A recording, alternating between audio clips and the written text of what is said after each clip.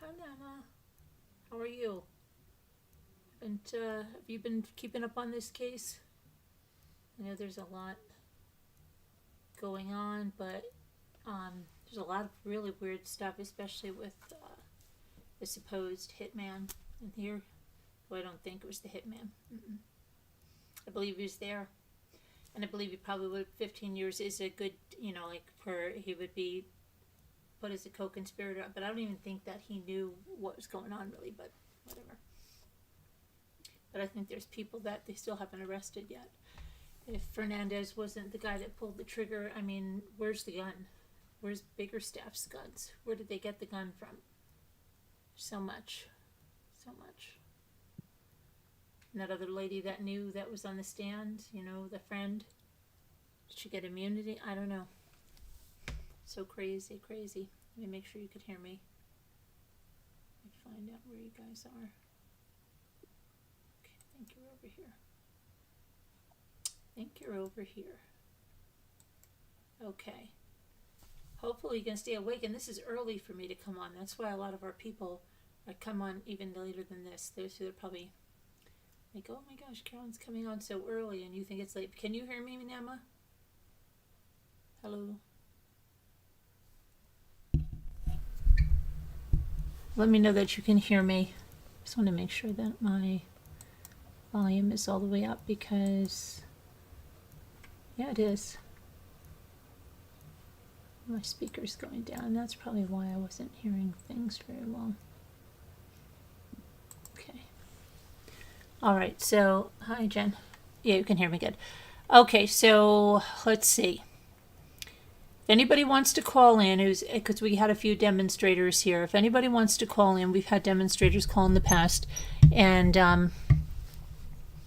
talk about either why they stayed with the company or why they left the company or their thoughts on the company and how they, if they were in it when this came out. You can call in if you want. Just send me an email and you can call in, or if you want to talk about the case, you can call in. But what I'm going to do is go through the file now. Let's see, Jared. Right. Okay, I need my glasses. Let's see here. And what is this? I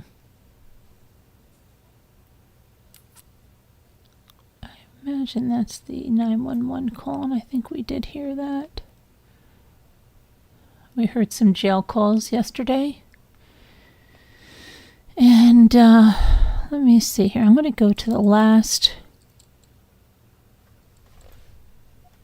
one of this and just make sure that they said that Henry Tenon stuff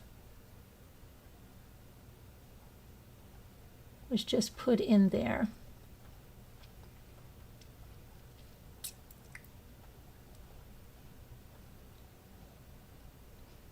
Kind of willy-nilly.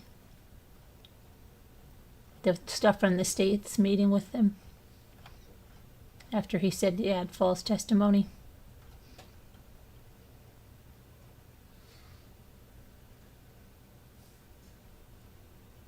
That is Norma Davila.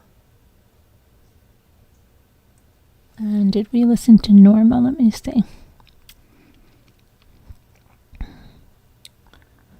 think I read out Davila. We've got Dane and Devin and Henry Hightower. Okay. All right, Davila. Devin Hightower, we went over him. We listened to him and read him.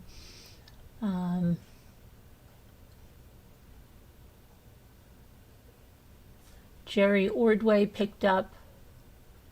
Phone returned to owner.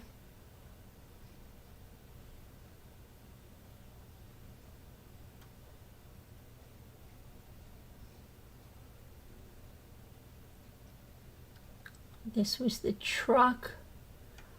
Yeah, and these checks just don't jive.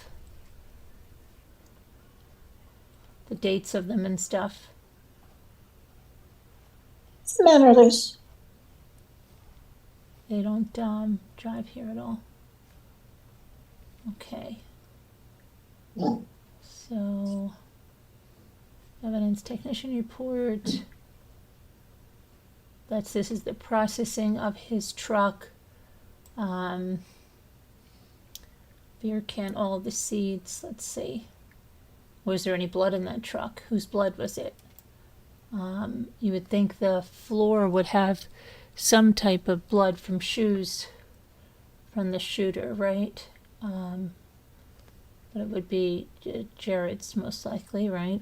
I mean, but DNA of anyone else in there? Any of those other suspects? I don't know. So weird.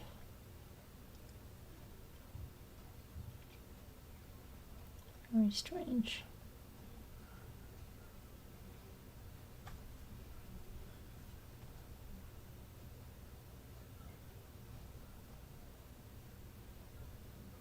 Okay, Jeremy, a disc. So that Jeremy Ordway, they did go through his computer, I guess.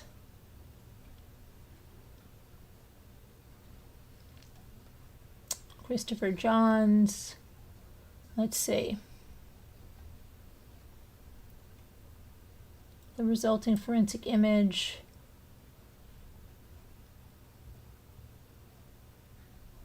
It is important to note that the right blocker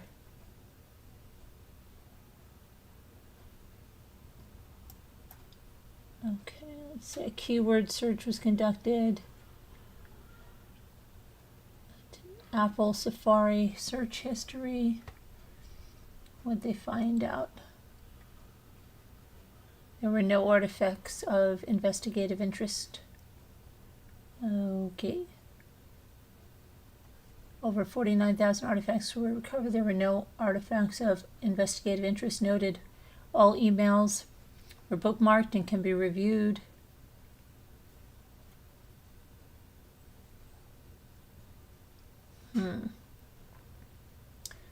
They cleaned everything out, or what? Whose files were these? Taxes. This is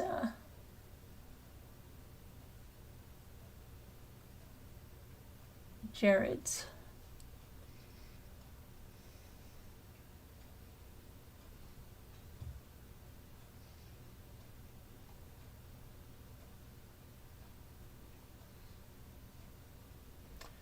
The morning hours, let me see.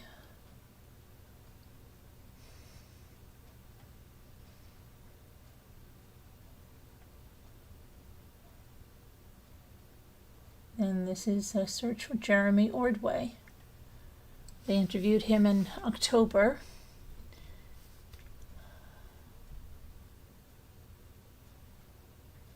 Ordway began to describe the way that Tenon treated the truck. Ordway did not believe the truck had any sentimental value due to him damaging the truck. Ordway went to explain that Tenon told him he took the truck to a mechanic who had 10 cars in front of him. Ordway spoke about the $1,000 he loaned Tenon. Yeah, why would he have to loan Tenon $1,000 if Tenon got paid all this money as a hitman?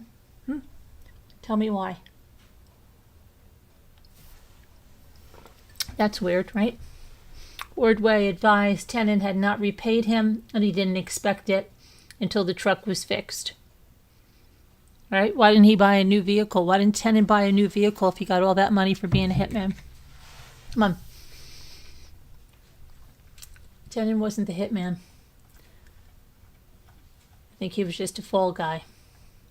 Guy who put the tire out there. And I believe the hitman is Mario Fernandez or the guy that got the gun from. Nothing else makes sense to me. Let me see here. So there was one thing with 305974. Where is, hold on a minute, 1, 2, 3, I need, you know which ones we didn't go over, 74 to 93. Let me see if these are 74 to 93. No. Yeah, okay. I don't think we went through these.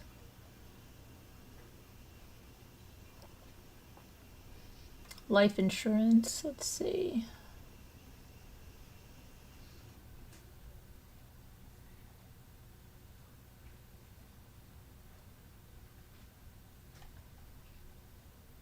Okay, let's see this one. Here's another interview.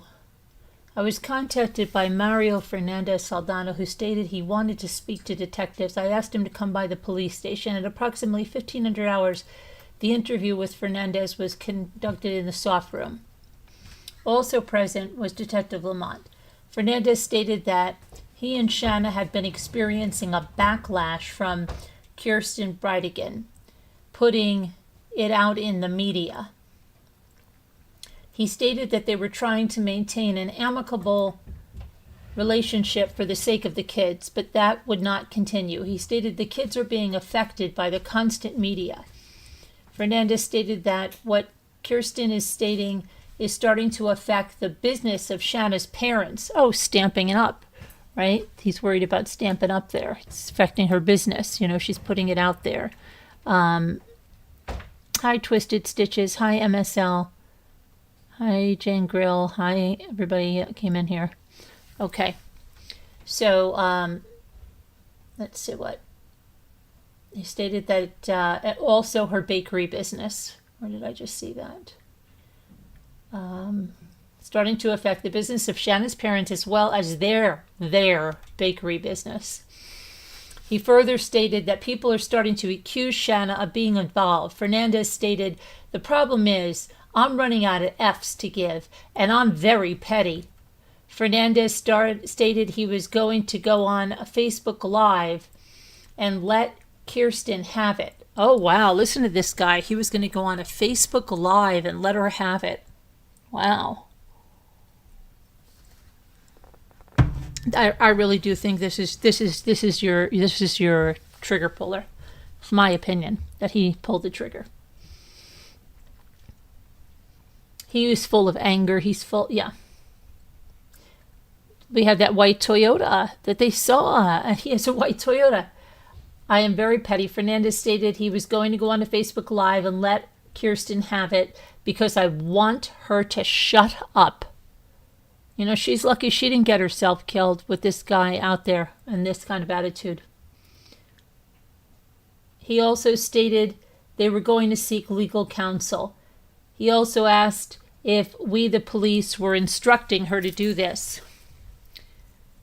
Oh, isn't that funny? See, he's already one step ahead, right? He's instructing. He's wondered if she's been instructed by the police to do this. Interesting. Fernandez stated that Kirsten was painting a pretty picture. He also stated someone posted that Shanna and Jared were divorced because Shanna cheated. He stated that was not true. He stated people are starting to comment that he and Shanna were somehow involved. He reiterated it is starting to affect their business. He stated Shanna has kept him on a leash and he is over it. He stated that Jared had a say over the kids, but that is over and now. That is over and now. They only have to deal with Kirsten. He further stated there is too much information on the internet and that is not good for the kids. He stated Shanna couldn't parent because Jared was present and now they have a new normal, but Kirsten is making it really difficult. Fernandez was advised that he is welcome to say whatever he would like, but we would hope they do not lie or slander each other. He stated that was already happening since Kirsten was telling people that him and Shanna did it and Shanna's parents paid for it since they are rich. Kind of looks that way, doesn't it? Does kind of looks like it was her whole purpose of being with him. Fernandez was asked who was attacking their business. He stated it was just random, local people commenting online. Fernandez was asked if they were getting divorced, which he confirmed. He stated they only got married so he could help with the kids while they were dating. So right after these murders, they're getting divorced. It's April 15th, they're getting divorced. He only got married so he could help with the kids while they were dating. That's crazy. He only got married so he could help with the kids while they were dating. Well, you're not dating anymore if you're married, so you only got married so you could help with the kids because you weren't married, but then you still have the kids, so it was his death? What is that about? Or you're no longer needed because he's dead? He stated they started going to counseling about a year ago. However, their chemistry is divided and they have different styles on how to raise the kids. He stated it was also very difficult with the kids going back and forth between the houses, but you're not having that anymore. He stated that they were hoping Jared would push the issue with the therapist, and we are just going to shite on him in court. Oh, you're very, very well spoken there. You're going to shite on him in court. So Shanna could gain more time with the kids. He was asked if Shanna gained more control of the kids, would that be better for their marriage? He replied, not necessarily, but Jared would have lost his mind. He stated he would have paid to see this. Well, specifically, what is he such a petty Betty with Jared? Okay, why is he so petty and angry at Jared? Like, what history has he really had? He came in after the fact. Something's up with this guy. Specifically, if he has supervised visits, he said they planned on doing family therapy to make the transition better for the kids. He stated that they get along and they love each other, but their different parenting styles are the issue. Fernandez was asked how the kids were handling everything. He stated they are thriving and it makes it easier that they are not moving between houses. He stated that they are mourning, but they are not grieving. Okay. He stated the kids are doing better, but the news stories upset them. During the interview, Fernandez was asked if he would be willing to provide a DNA sample. He agreed and completed a consent form. The swab was collected and placed into evidence. Afterwards, it was asked if Shanna was asked if she wanted to come in and speak with us. She arrived at the police headquarters a short time later. We have another interview with Shanna now. Approximately 1,500 hours, the interview with Gardner was conducted in the soft room, audio and visual recorded. Also present was Detective Lamont. Mrs. Gardner stated she came in to give a DNA sample. She expressed concern over their safety due to the media attention. She stated she wanted to talk to police before they did any type of media because she did not want to hinder the investigation. She stated she wants privacy and protection for her kids. She stated she wants to help in any way she can, but feels like a lot of the attention is being directed towards her. She was asked how the kids are doing, and she stated that the daughter is missing her siblings, but Kirsten is making that difficult. Gardner stated she was trying to set up boundaries for the kids to talk. She stated they needed to leave the past in the past. What the freak? The past in the past. Oh, just leave your father's death in the past. We don't need to talk about it, kids. It's in the past. However, she feels as Kirsten has been attacking her on social media. She further stated her mother's blog has also received negative comments. So Shelley is her mother's blog, and it's got negative comments. Gardner stated she has attempted to allow the kids to watch some of the interviews as long as they are appropriate. What interviews? She further stated the kids are in a good place. Gardner was asked about her divorce to Mario. She stated they came to terms with their divorce while they were in Hawaii. Oh, yes, while they were in Hawaii. Right. Remember they went to Hawaii and when they came back? I believe that when they came back from Hawaii, what is it that they did right when they came back from Hawaii? Is that when he went up to that trip? I got to remember what they did right when they came back from Hawaii. Okay. She stated that they came to terms with their divorce while they were in Hawaii. They decided to wait until summer to allow the kids to finish out the school year without any other interruption. She stated that they have a timeline in place to ease the transition with the kids. She stated for now, Mario will remain in the house probably until July. Gardner was asked if all of the turmoil with Jared led up to their divorce. She stated she didn't think so because Mario and her have always been very different. She stated they attempted to make things work because they saw potential in each other, but they're in different places and they have two different parenting styles. Gardner was asked about why her and Fernandez, got married so quickly. She stated that her and Fernandez were working at the same gym, and he offered to help her with the kids while she was working. However, she knew Jared would not allow that. Oh, yeah, that's a fine decision. So somebody you don't really know, you marry, who's going to be around your kids, but you don't know him very well, but you're just marrying him because your ex-husband doesn't want someone around the kids that you're not married to, so you just marry some man you don't know. That's really sound thinking, Shanna. You're really a bang-up mother there. Really good. Really great. And the fact that you even tell that to people as if it's some kind of a valid explanation. Unbelievable. Okay. She stated, let's see, to help with the kids while she was working. However, she knew Jared would not allow that. However, they started dating and ended up getting married so he could help with the kids. She stated this was suggested by her mother, okay, while they were on a trip to Utah. She said it was a mutual decision from them to get divorced. She stated it was a very rational decision and not out of hate, no.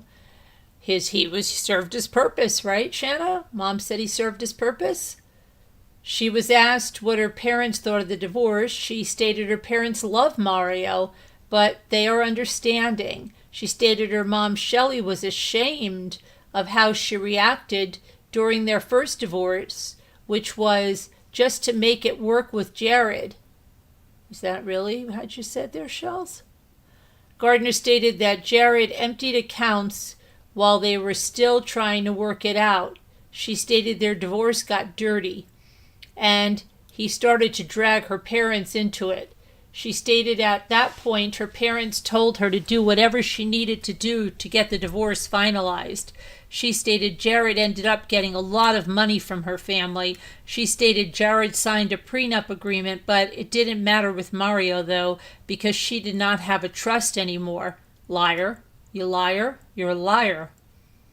Gardner was asked if there was any more animosity between Jared and her parents over the money he received. Gardner was asked if there was any animosity between Jared and her parents of the money. She stated they hated it. They hated the idea that Jared felt entitled to their money. She stated she got Jared accustomed to a certain lifestyle that he was not going to be able to continue, and he was not going to get any more money. He was fighting for part of her inheritance.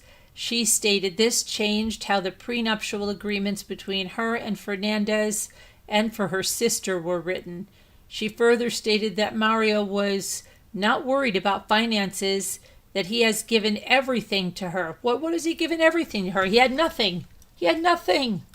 What are you? You're such a liar. How did that money show up in his account? What did he have? $400,000 after everything from his account? You think that was his $400,000? That wasn't. The mother made him a trustee. She never made any of the son-in-laws a trustee. Hi, Barbie. This is all a lie. This girl lies. Shanna is a liar. Hello, Sassy. Shanna, you're a liar. Well, she's a liar. She doesn't think they're going to subpoena all this stuff. You're going to get caught in all your lies there, Shanna. Nice going. Okay. Let's see. He has given everything to her. She was asked how her relationship was with her parents. She stated it's better now, but it will likely never be where it was. She stated her parents told her she did not need to worry about finances, and if she was staying with Mario for financial reasons, they will help her.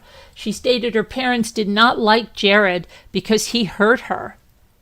However, they would never want this to happen to Jared, even stating they would help support Kirsten. Right, okay. They'll help support her, but they won't even let the children have visitation, right? Yeah, wonderful people. Mm-hmm. Yeah. She was asked what she thought happened to Jared. She stated she did not know. She did not think it could be drugs or anything. She stated she can't help but think maybe Kirsten had something to do with it. But she does not think about it all day. Oh, Shanna, look at you. Maybe Kirsten had something to do with it. During the interview, Gardner also voluntarily gave buccal swabs. She signed a consent, and I took the samples and placed them in property.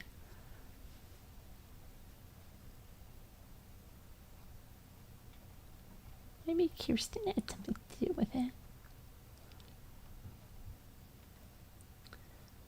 Let's see. Oh my goodness.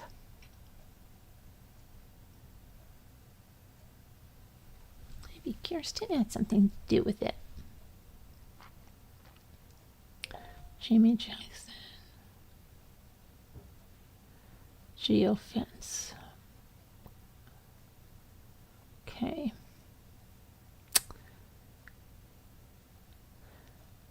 I received a geofence. Okay, what is this about?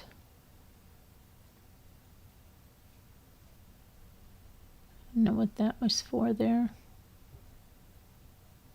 Oh, here's Biggerstaff. Let's see.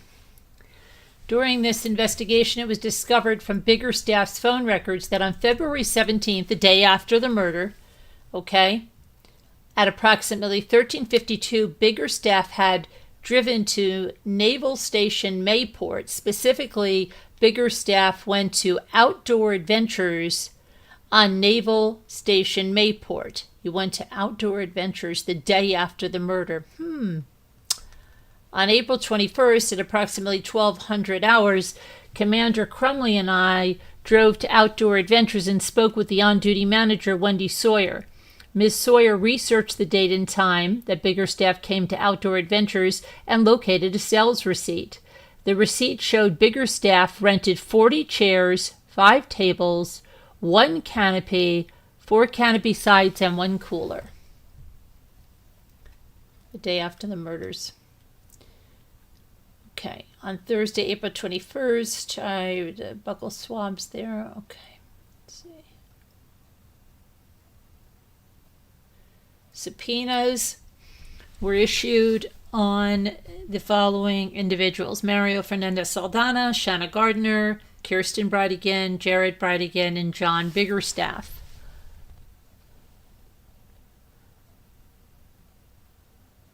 Megan Elise Travestino. I don't think we've read about this one either, did we? Let me see.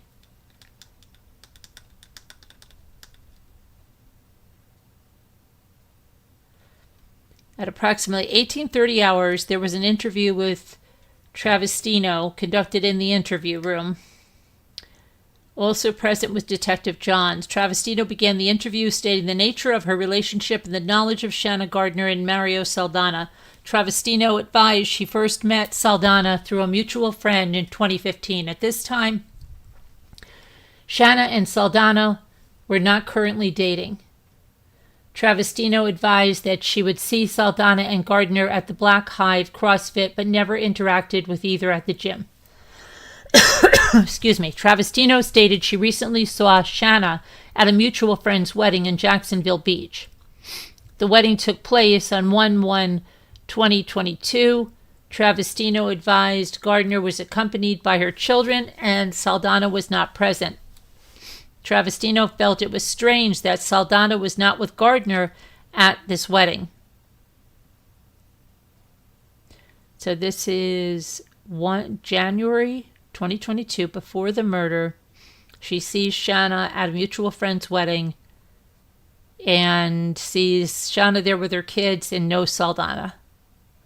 Travestino would go on to explain Saldana's personality. Travestino stated Saldana was hyper and had an intense presence.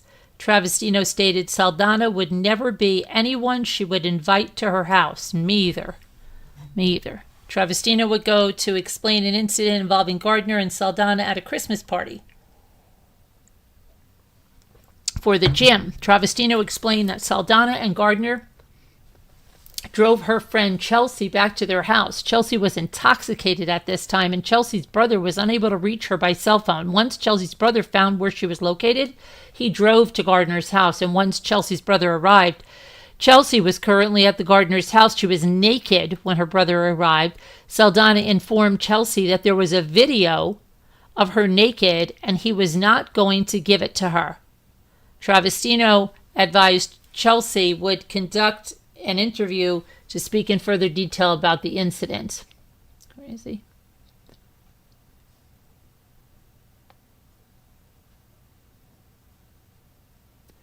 Petra Obritzberger from the Discovery School. All right, let's see. An interview was conducted with Obritzberger in interview room 89. Detective Courier was present. Obritzberger began the interview speaking about the memorial held by Shanna Gardner for the victim. Obritzberger stated she thought it was strange. She did not notice Mario Saldana present. Obritzberger would go on to advise she was told Gardner and Saldana were currently going through a divorce. Gardner informed Obritzberger she was currently getting a divorce and Saldana would be moving out of the house in June after the school year was over. Obritzberger would go on to explain the Discovery School is a close-knit school and they try to provide support for the children. This support comes in the form of counseling and further engagement with the children as needed. Obritzberger advised the school was originally informed about the divorce in early January prior to the murder. Okay. Obritzberger explained her involvement with Gardner and Saldana since the children have been attending the school. Obritzberger advised that she has not seen the two together very often, but she has seen nothing out of the ordinary. Obritzberger advised that she has never seen any issues between Gardner and the victim at school, that's Jared. Gardner was typically the only person present at the school during events. Obritzberger would go on to explain video surveillance was not currently working during the incident, stated she would check on the security cameras to see if it was possible to locate any video. Okay, here's another Lauren Lee John. 1300 Hours, an interview with Lauren Lee John. It began in room 89. Detective John's also present. Lauren began the interview explaining her role with the children and advised she has known the children for about 4 years. Lauren advised Gardner currently has the children in therapy through a private therapist. Lauren advised that children are in therapy more than the typical student at the Discovery School. Lauren advised the children have spoken very little about the night their father was killed. The children spoke of date night and advised it was a pleasant date night. Lauren began to explain the nature of the relationship between Shanna and Jared as it pertained to parenting the children. Lauren advised the children were instructed to keep journals to record incidents at Jared's house for the therapist. Lauren advised Jared tended to be stricter with the children when they were at his house. Lauren would go to explain both families wanted to have full custody of the children. Lauren stated the victim, Jared, wanted the children to attend a school in St. Johns County versus the Discovery School. Lauren advised both parents would vent about the parenting styles of the other parent. Lauren advised the media attention has caused a lot of stress on Gardner and the children. Shanna was explained as an oversharer, and she does not believe Shanna had anything to do with Jared's murder. Okay, Lauren would go on to describe Saldana as reserved, okay, and less involved in parent-teacher meetings.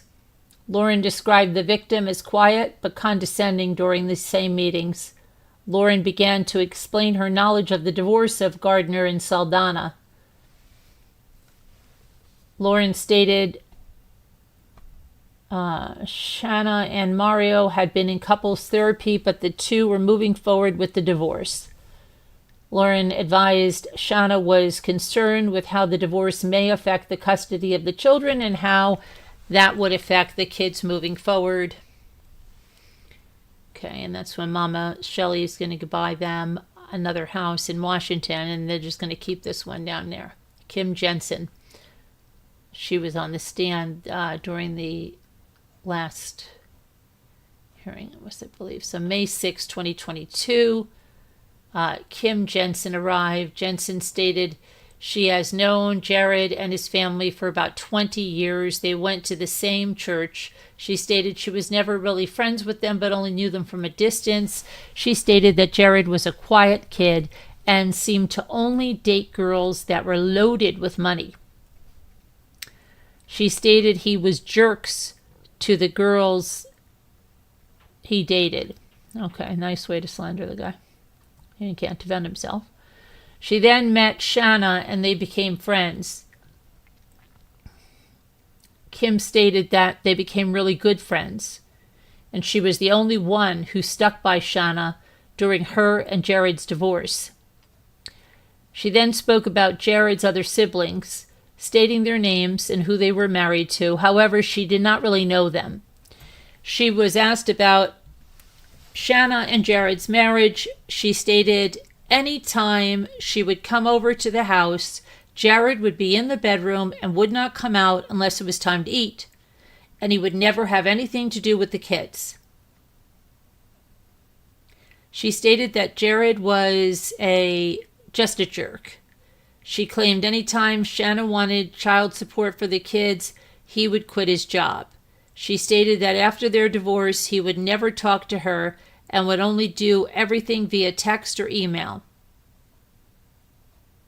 She stated Shanna was a great mother and did everything she could for her kids, where Jared was just concerned with the money. She stated Shanna's parents had stopped helping her, and she was working 3 jobs to support herself. She stated Shanna left the church because she wanted to disassociate herself with anything to do with Jared. She stated Jared attempted to start an app where he used $150,000 from Shanna's trust, and Shanna's parents gave Jared another $150,000, but the app was never successful. She was asked if either Shanna or Jared were trying to gain more custody of the kids, and she stated she thought either of them would have been happy with more custody, but they were following the parenting plan. She stated Jared was always trying to control Shanna, even after they were divorced. She stated that Jared was a narcissist. Oh, my goodness. It's really great that she's just going to town, right? Jensen was asked what she thought about Mario Fernandez. She thought her first thought was Shanna did not need to be with anyone. She said she did not know Mario, but implied that at least Jared appeared to be a nice guy, where Mario did not, and was very direct. Mario was also small, and she said, you never marry a dude shorter than you. She said she felt like Mario did not have any motive, and they thought they would grow into a relationship. Mario did not have any motive. And they thought they would grow into a relationship. Jensen was asked if she thought it was weird Mario and Shanna got married so quickly. She said she thought it was weird, but she understood why. She stated she knew Jared would not let Mario be around the kids, and she wanted to appear to be in a stable relationship. She was asked if she got to know Mario. After a while, she stated they were friendly but never close. She stated he would always question why she went to church or believed in God. She stated Mario had good intentions but poor execution.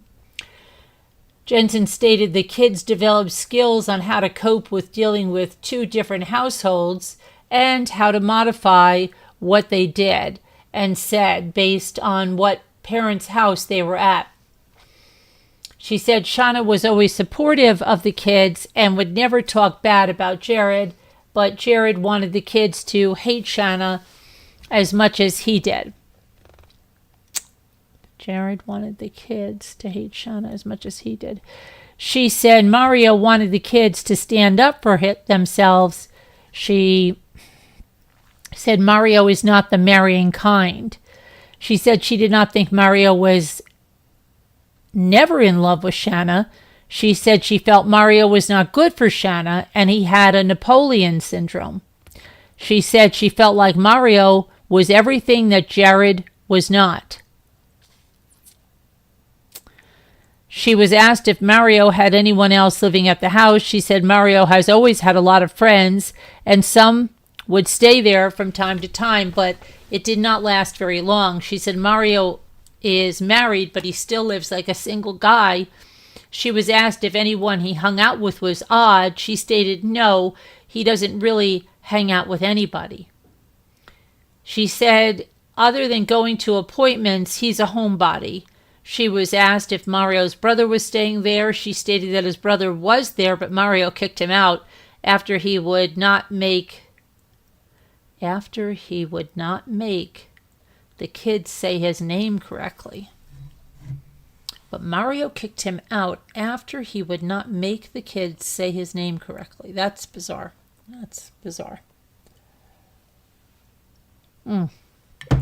Jensen was asked what she thought about Jared's murder. She stated that Shanna called her the next day and told her Jared had been shot. She stated that Jared was always about money and he was a Freemason. Oh my goodness, don't tell me he's a Freemason. Oh my goodness. She thinks it was a money thing or it had to do with the Freemasons. Yeah. She said she also thought maybe it had something to do with Kirsten. She said she thinks Jared wanted everyone to think he hated Shanna, but she thinks Jared was obsessed with Shanna. She thinks Kirsten is setting up Shanna for a wrongful death suit. Jensen was asked what she thought about the comments on the articles that were saying Shanna and Mario had something to do with the murder. She said, I don't see it. I spend a lot of time. I've been on Shanna's side for 8.5 years. Mario, he hated him. Mario has a cushy life. He would not sacrifice that for this, killing Jared. Sure. She was asked just for thought, would Shanna stand with Mario if he did do this? She said no, he would have been gone, just for putting the kids at risk. She was asked if Shanna spoke to her after she spoke to us. She stated she did call and just talked about meeting us and coming in and giving DNA, but nothing really out of the ordinary. Okay. Then Kirsten Bridegan stated she found 2 external hard drives, an Apple MacBook Pro laptop, and an Apple desktop that she believed belonged to Jared prior to them meeting. The items were placed into property as evidence, will be sent for analysis.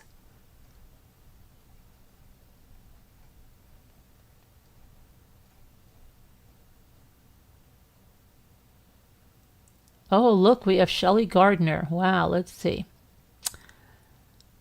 Okay. Shelley and Sterling Gardner came by the police station and agreed to talk to detectives. What date is this? This is May 11th. They're probably getting ready to take the kids out of state to Washington where they bought her a new house, right? Okay, at approximately 1100 hours, the interview with Shelley Gardner was conducted in the soft room, was audio and visually recorded. Also present, Detective Lamont. We began by talking about their trip from Utah and the recent purchase of their home in Jacksonville Beach. Oh, they've already got a new home in Jacksonville Beach. Isn't that funny? Isn't that special? So now they have 2 homes there in Jacksonville Beach. Isn't that funny? That's great. She was asked to tell us about Jared. Shelley stated she was here on business and met him while they were dating. She stated she wondered why they were dating because they were so different. Yes, that's where you didn't wonder that about Mario, right? Okay. She stated he was super shy. However, she just assumed it was because opposites attract. She stated she put her concerns aside and encouraged them to love and support each other. She stated Shanna is a very free spirit and Jared was very reserved and somewhat rigid. Jared wanted Shanna to act and dress in a certain way. She was then asked, how was their marriage? She stated Shanna made excuses for a long time and she did not realize how bad things were between them. She stated Jared was always in his room, especially when the twins were born. He did not help with the kids unless he had to. Doesn't seem how things are when you watch the videos and stuff from Kirsten. She stated Jared had some odd likes and dislikes, such as he did not like mirrors in the house anywhere, and they were not allowed to have pictures in the house with people's faces. What? I don't believe that to be true. Okay. They're not Amish. Is Shelley going crazy? That's the Amish, Shelley. You're a Mormon, remember? Okay, sorry. She did not think Jared was at all physically abusive, but would raise his voice at Shanna. She stated they were all at an event in Orlando and were planning on going to the parks for a day or two. However, Liam got sick, so they all had to come back to Jacksonville. This was around the time Shanna had announced her intentions to get divorced. She stated it was just Jared, Shanna, Sterling, and her in the room, and Jared got angry and commented to Shanna, "You need to be punished. You get to be married to me." Okay, well, I'm trying to... Shelley, let me get this. Okay. You need to be punished. You get to be married to me. It seemed almost as if Jared forgot her parents were there. She stated Sterling, Shanna's father, stood up and said something to Jared, which ended the encounter. She stated it was rare Jared would be around. That is so freaking bizarre. Hi, Frilly. That is so freaking bizarre. Shelley, I don't believe you at all, okay? I don't believe you at all. And you have no one to refute a thing you're saying because your husband is in your side, your daughter's there, Jared is dead. Okay? And you, my dear, are not credible in my eyes, but okay. That's okay.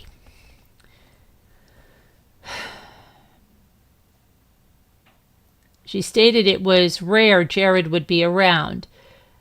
They typically... You know what? Your daughter has a blog, which I know Jose Baez told her to take down, but your daughter clearly shows that Jared was quite around and doing a lot of stuff together. So that refutes you, and you've had to remove your blog too, Shelley, according to Jose Baez, I'm sure, right? But... do you realize that yours is still out there, Shelley, on a different thing, and there's archival services that will pull those blogs up? Okay. Anyway. Okay, so this is Shelley's version. I'm going to tell you this is full of truth bombs. Jared got angry and commented to Shanna. Okay. It almost seems as if Jared forgot her parents were there. I'm sure he forgot you guys were there in a hotel room with the four of you. Yeah. Just forgot you were there. Maybe they were role playing. Who knows? Okay. She stated, Sterling stood up and said something to Jared, which ended the encounter. She stated it was rare Jared would be around. They typically came over for Sunday dinners, and he would leave the moment they were done eating. When were they coming over for Sunday dinners? Shelley, you lived in Utah. They lived in Connecticut when they got married. You guys were not around. Then they moved to Florida. When did they typically come over for Sunday dinners? They went up to Utah for Sunday dinners? Shelley, you're a liar. Stop it. And he wouldn't leave the moment they were done eating. She stated they really did not know him that well because he was very reclusive and would always leave when he got the opportunity. She stated that as a family, they would try to get him to open up, but he never would. She stated they all thought things would get better after the divorce. Oh yeah, I think things will get better after the divorce. But it got worse. She was asked if Jared did not want the divorce, and she stated she didn't know, but she also did know why he would want to stay married because it was not much of a marriage. Because Shelley's in that marriage with them. Yeah, Shelley's in there in that marriage. Not much of a marriage. Not like hers and Sterling's. Not like hers and Sterling's where he chased the little babysitter around. She was the babysitter. Did you know that for Sterling's daughter? Allegedly. Yeah. Heard she was 17 years old when she was the babysitter for Sterling's daughter. And when she turned 18, he married her and left his wife. That's the scandal around the town, though. Shelley's not saying that. It's what I heard, Shelley. Allegedly. It's what I heard from some sources that's what it was. Interesting. Interesting. Okay. So Shelley knows that's not much of a marriage. Shelley felt that Jared was the Old Testament type, where women were required to be subservient and were treated as property. She stated after their divorce, Jared refused to talk to Shanna and would only communicate via text or email, and he would never allow any of the people he dated to meet Shanna. Jared told people they all knew that Shanna cheated on him, and that is why they were getting a divorce. However, she stated people came up to her later, I'm sure that means, and stated they get it now, and that Jared may not have been the person he pretended to be. You know what I think this is? I think Shelley is full of crap. I think Shelley is trying to restore her image and her brand and her business by putting this all onto a man that her daughter and her husband at the time had murdered, right? Shelley's putting the old spin on this. The Shelley spinster. Yeah, she's spinning it. Spin and stir. Spinster. Okay. Shelley stated there are several comments out there that are see, what did I tell you? What did I tell you? Hey, Slam. Yep, another Mormon family. Shelley stated there are several comments out there that are misleading and hateful. See? They could be truthful, right? But she says they're misleading and hateful. She stated she now has to moderate what comments go on her blog. You see, prior to this, I guess all Shelley got were positive comments about the content she put out there on her blog. We'll look at her blog in a minute.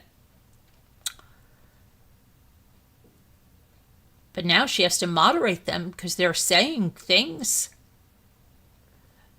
She stated people only know the partial truth and not the other side.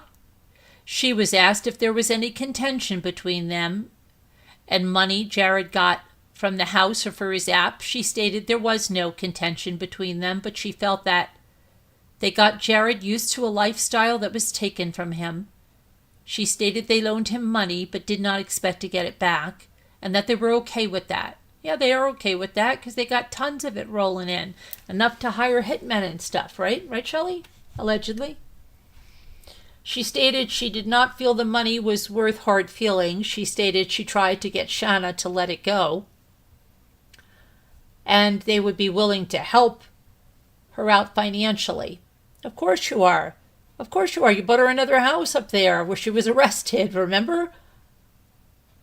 Oh my gosh. And all of those little consultants don't know they're funding all this or helping to fund it. And a lot of them have problems with that. And if anybody wants to call in, that's one of those people, and you've struggled with that, please think about calling in. Okay. She stated there may have been some animosity on Shanna's part, but they told her to just let it go. Let it go, they told her. Yeah.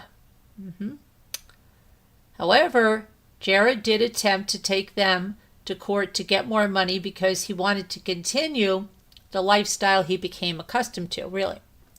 She was asked what she thought about Mario, and she stated they thought it was weird at first, but they got to know him, and they liked him a whole lot better than Jared. Wow, that speaks volumes, Shelley. She stated they were good for each other because Mario brought in some structure. Okay, explain this to me. Jared is an Old Testament kind of guy. Jared seems like he has a lot of structure.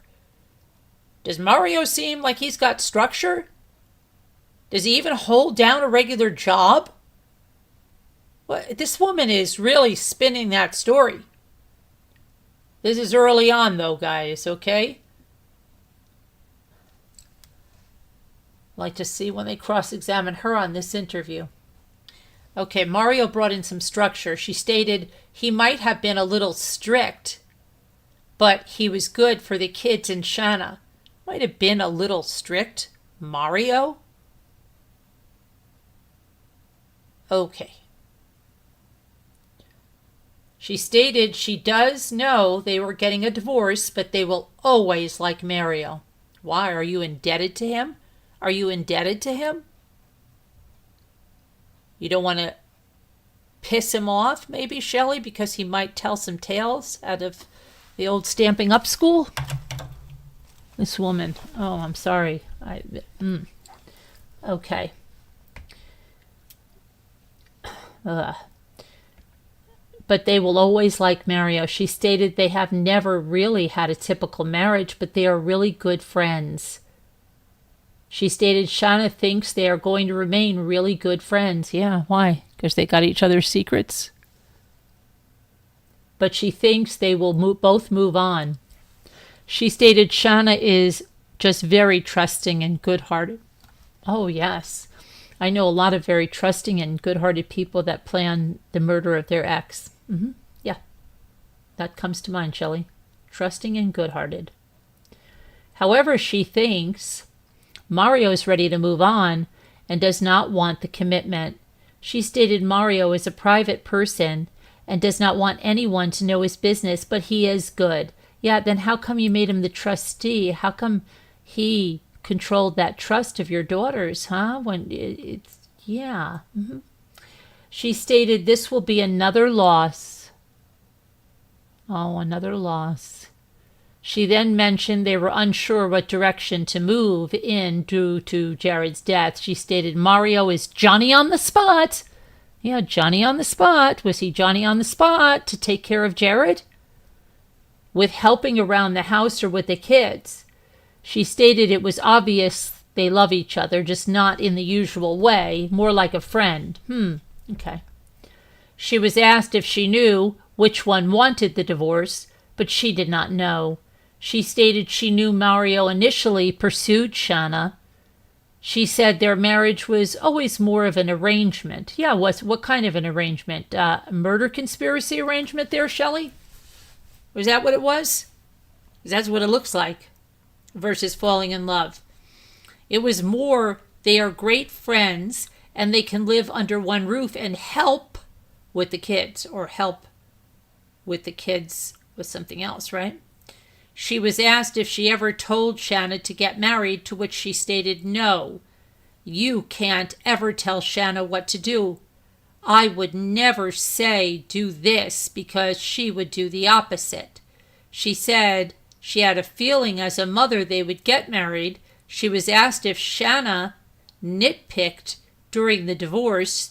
She said she did it with her as a daughter, but she was not sure if she did it with Jared. When they were still in Connecticut, she stated she would often try to get Shanna to see a different perspective because she always felt divorce was the last option. However, looking back, she felt like that was likely bad advice. Shelley stated she had very little communication with Jared after their divorce, except for the occasional text from him to get Shanna under control. She was asked if Shanna wanted full custody of the kids. She stated sure, but she never fought for it. She only tried to get child support since he was living in Utah and she was raising the kids on a day-to-day basis. What?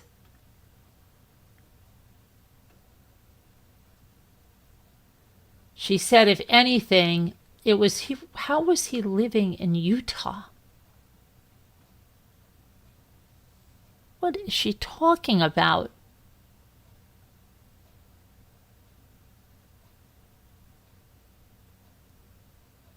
She was raising the kids on a day-to-day basis. She said, if anything, it was concerning because the kids would often come back dirty or underfed.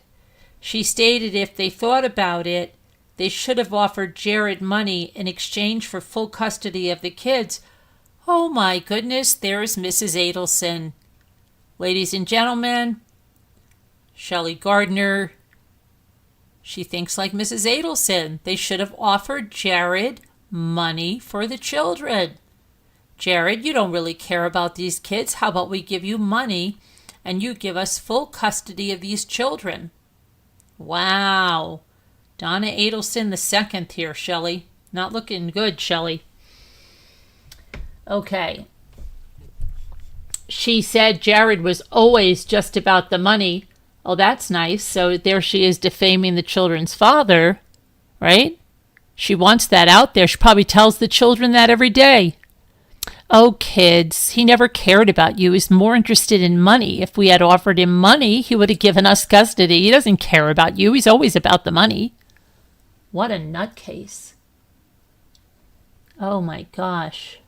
And these are who these children are living with. These are who is raising these children for the past 2 years. 3 years. Unbelievable. Okay. Jared was also vindictive and money was super important to him. Look how many times did she say but Jared was always just about the money. Then she says it again. He was also vindictive and money was super important to him. Shelley, I think money is freaking super important to you, right? That's why you have all these MLM businesses and you're dragging all these people into your network, right? And I think money's pretty important to you, Shelley. Okay? I wonder what Sterling was when you went after him as a 17-year-old babysitter. Huh? Was money pretty important to you? I don't know. Sounds like it might have been, allegedly. My opinion. I'm entitled to it. Free speech, you know. Okay. Wow, look how she's slandering this guy. He can't defend himself. Look at the hell she's slandering him. She was asked if they had a prenup agreement. She stated both Jared and Mario have one, but she did not know the particulars. You're a liar, and you're going to be proven a liar because you gave Mario something you never gave any of your other son-in-laws. He was in that trust, right? Why? Why did you do that for Mario, honey? You didn't know they were going to subpoena all your bank stuff? Let's see. Shelley was asked if she knew anyone who would want to do this. She stated, no, I don't. I don't like him, but I wouldn't want this for him. She stated he didn't have a lot of friends, but she did not know him to have any enemies. She said the media is ripping on Shanna. Look at her, ripping on Shanna, stating she must have done it and they must have paid for it since they have money. Oh, so you're in here today trying to do some damage control, right? Yep. She further stated that a comment on one of the forums she was reading suggested maybe he treated his first family poorly and he realized he needed to change. But the person the media is portraying is not the Jared they knew. But they did not know why this would happen. But she has theories, as everyone does. She stated it was weird that Jared had money to pay off his house because Jared never had any money. No, he's just working as an engineer for IBM, but he doesn't have any money. Come on, he doesn't get paid. He does that on a volunteer basis. Don't you know that? Yeah. Implying that there maybe he was into something sinister. Ooh, was it dark, Shelley? Or are you dark? Since he had the money to pay off the house. She mentioned that there were a few times in school where he passed off work as his own. Who's telling the tales out of school, Shelley? You're telling a lot of tales on a man that can't defend himself, but was not his work. Ooh, Shelley. Shelley was asked if she was ever bothered by Mario's criminal past. She stated she was not, and that she's always been trusting and forgiving, except where Jared's concerned, because you're talking that he passed off work as his own when he was in school. What was that, in the 4th grade, 5th grade? What are you talking about, Shelley? Where's the specifics on that? I'd like to look that up, fact check that for you. She's always been trusting and forgiving, always. However, maybe she does not know as much about it as she thought. Oh, I can't wait till they get you up on the... Oh, here's Mr. Sterling now. Oh, boy. I don't know if we've ever read these before. Approximately 12:20, the interview with Sterling Gardner was conducted in the soft room. Okay, Sterling was asked about when Shanna and Jared first met, and he stated that Shanna did not like Jared when she first met him. He called her a dog, which he stated he later learned was supposed to mean you were good looking. Okay. Sterling. Come on. Sterling, just drop it. He called her a dog, which he stated he later learned that was supposed to mean you were good looking. Then they were getting married. He stated they came out to Utah, but he never really got to know Jared because every time he tried to ask him questions, Shanna would always answer. He stated they have a trust set up for each of their sons-in-law so they can focus on getting an education and not have to worry about living expenses or education costs. He stated Jared was found to be outsourcing his homework during school. Oh, wow. So they both got that. You just tell him that he was outsourcing his homework during school. That's going to make him be a really bad man, and it's going to measure up against our daughter being in a murder conspiracy. That's very good. Let's slander this guy who can't defend himself, Sterling. He stated Jared was often isolated, and he would always sneak out of family dinners. Sterling stated that he would go do projects at their house, and Jared would never come out, but would just stay in his office the whole time. Maybe the guy was working hard. He stated during dinner he noticed Jared wearing a ring. He asked him about it, and he was told it was a Mason, a Freemason ring. Get out of here. Don't you even go there, Sterling. A guy that's in the Mormon cult is now going to go about the Freemason. Okay, this is good. This is good. Okay. He stated that Jared spoke for over 20 minutes about it when you typically can't get Jared to speak at all. He stated Jared was very motivated but preoccupied with money. Sterling stated he would go over and shovel the snow from their driveway and porch, and I'd like to know when this is happening, okay? Because when they lived in Connecticut, Shelley did not live in Connecticut. Okay, we can pull up Shanna's blog. They didn't live in Utah with them either. Shanna moved to Connecticut to be near the heart doctor. There's no snow in Florida, and they don't live there either. So what the freak is this guy talking about?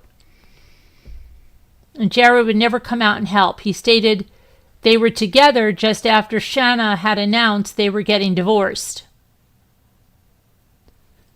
He stated they were together just after Shanna had announced they were getting divorced. He stated Shelley was trying to talk them into trying to work it out. You know what's funny? These two have exactly the same story, which was probably written and rehearsed on their way down there. Make sure you tell them, Sterling, about that time in the hotel room. We're going to say this exactly the same. If this was an organic conversation, yeah, this is not going to come up like this. This is very funny. They both said the thing about the schoolwork, and now they're both going to mention the hotel room. Come on. Okay. Let's see. He said Shelley was trying to talk to them into trying to work it out when Jared stated, "You need to be punished. You get to be married to me."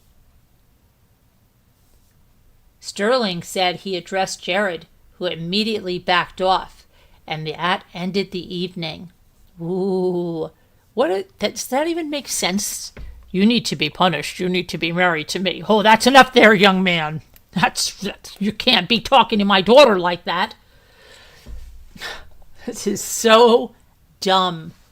Okay. Sterling stated he made arrangements to buy out Jared's half of the house. He stated Jared remained pretty belligerent. He stated Jared was set on making Shanna's life miserable even after the divorce. However, he stated they were both pretty fiery at times after the divorce. Sterling stated they had made arrangements to go visit Kirsten and take her a care package.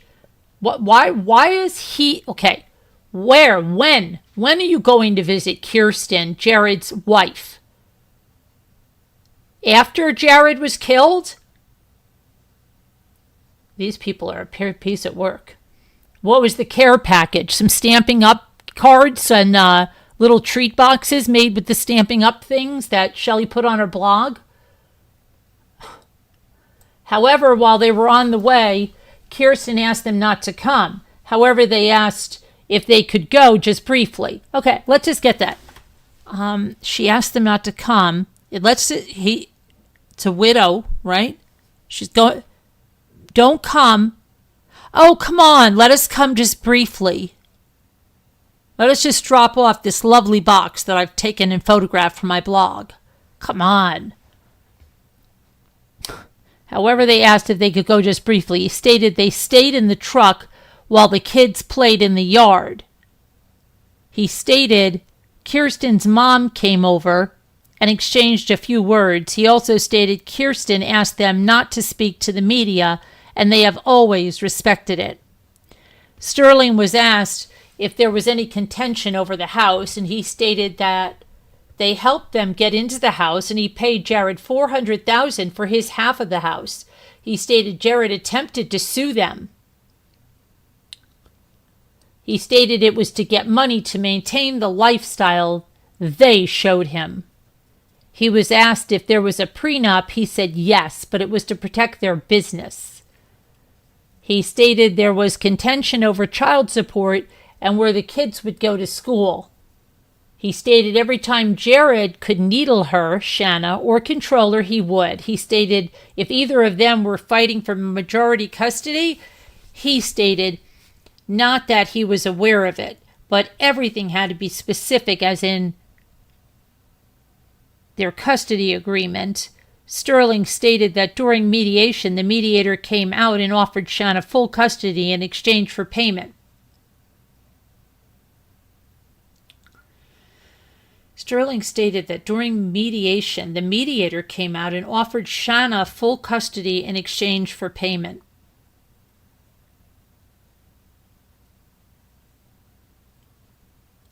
How's that happening? He was asked if he maintained life insurance on Jared. He stated he has life insurance policy on all of his son-in-laws for $100,000. However, it lapsed about a year ago. He still maintains policies on the others. Sterling was asked what Jared was like on family vacations. He said, very isolated. He stated when they went to Cabo one time and Jared stayed in the hotel room the whole time.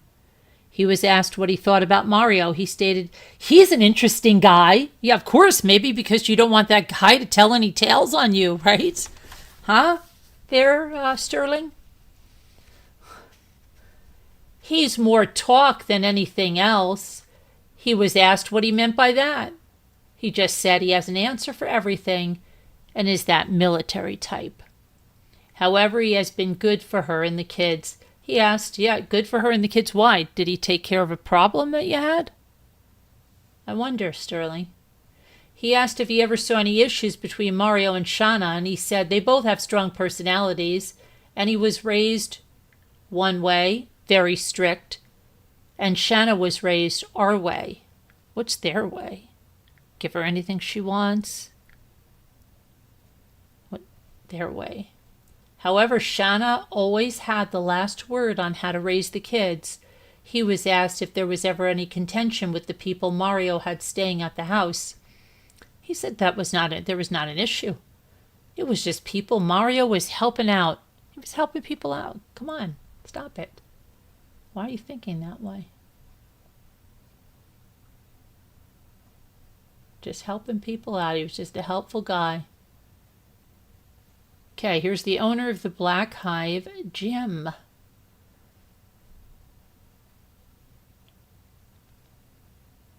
The interview with Parrish in this soft room, okay.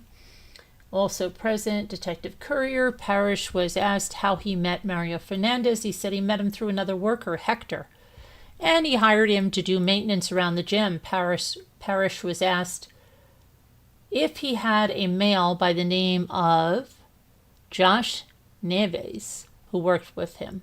He stated it didn't ring a bell. He stated he owns a roofing company and he can't remember all of his employees. He stated Shanna and Mario met when they were both working at the gym. He stated he worked together with Mario regularly while they were building out new gyms. He said he met Shanna and then they stopped coming around the gym. He said Mario was hardworking. He worked for him. And he would also work for a security company in Miami. He stated it was a private security company who escorted people who fly into Miami. Parrish called his bookkeeper. He asked if a Josh N ever worked with them. She stated it was Josh blah blah blah Nunez, and his last address and phone number blah blah blah. He was asked if he would provide contact for Hector. He said Hector did not really hang out with Mario. He said he did not realize at first the connection between Mario, Shanna, and the victim until he was working out with a friend, Jacob, at the gym, and said, hey, so do you think Mario did it? He said it then clicked. Jacob, I don't know what he was asked, did Mario ever say how he afforded his Porsche? He said Mario was getting disability from the military, and he was trying to get 100% disability. He stated he had to be a little careful even working for him. He also had this side security job in Miami. He stated he was also trying to get Shanna to be his caretaker so she could get money from the military as well. Oh, look at these shysters.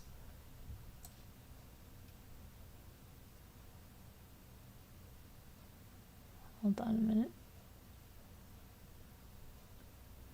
minute. So she could get money from the military as well. He was asked if he ever got the impression their marriage was a business relationship or legit. He stated he thought it was legitimate. He said he hasn't talked to Mario since August 2001.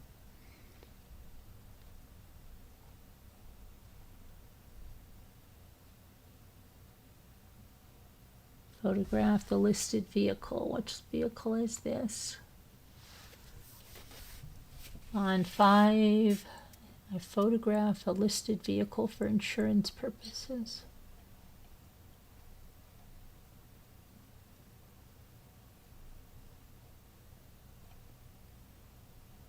Okay. Subpoena for John Biggerstaff's financial records. Okay.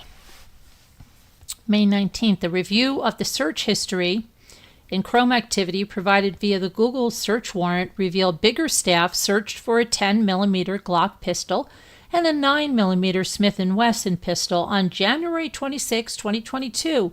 At 1:15 hours, he then visited guns.com and viewed details about a Glock 20 Gen 4 10mm pistol. Screenshots of the search history have been attached to this report. A subpoena was served to guns.com to see if there was any purchase history from Biggerstaff. Further searches of the media files appear to show Mario Fernandez Saldana engaging in activity with Maria Biggerstaff at the Biggerstaff residence. Oh, wow, look at that. So while he's married to Shanna, he's over there having relations with Biggerstaff's daughter. Wow. A request was made to court programs in North Florida to provide GPS information from Michael Swapsy's court-ordered ankle monitor. Who the heck is that? Michael Swapsy.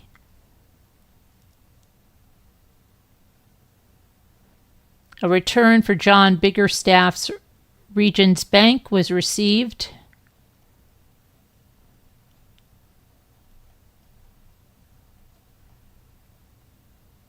Okay. What is that? 4? Let me see something. Where's 5?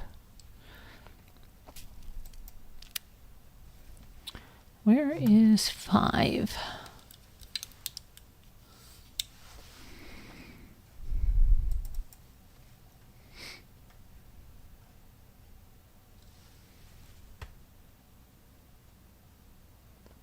Bradley Bird. Oh, that's a tattoo guy. We've read about him. She's a Mormon girl gone wrong. Remember that one?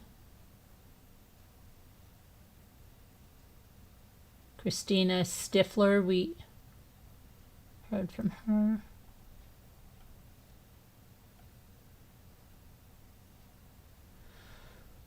Saldana made the following. This is when Saldana went on his little trip, right? And that was right in March.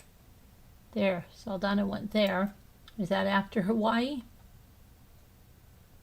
I believe that was right after they came back from Hawaii.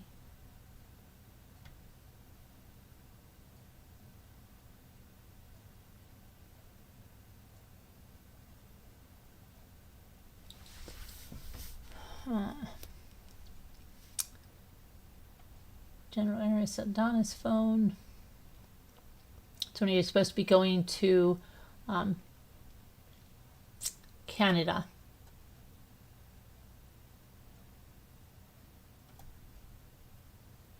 Taylor leaves. Let's see, Elizabeth, she met Saldana. This is the ROTC. Lady Wright.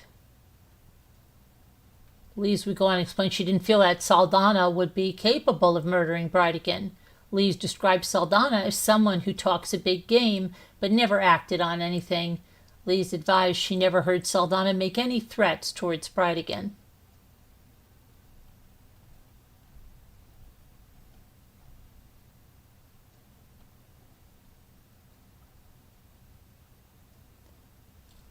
Okay.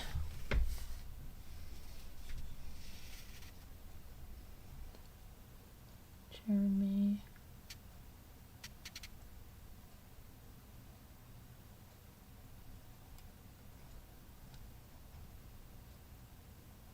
Joshua Nunez. Let's see.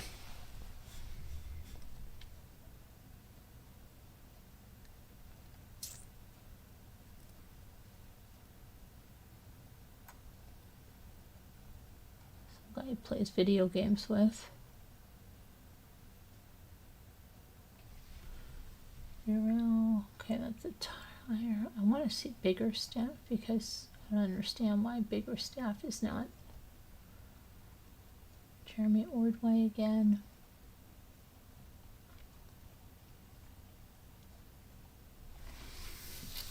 Jeremy Ordway. Da, da, da, da, da.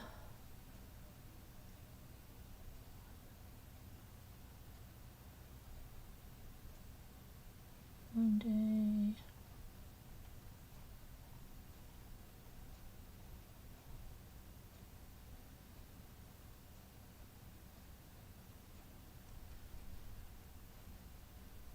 Discount tire, that's when they found about the tires. Gone over that. Trying to find this other thing with Tenon.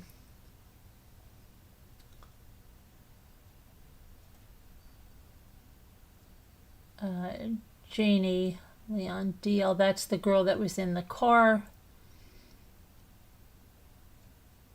with Tenon. And this is H. Robel. That, look how short his interview was. He had to get to the clinic.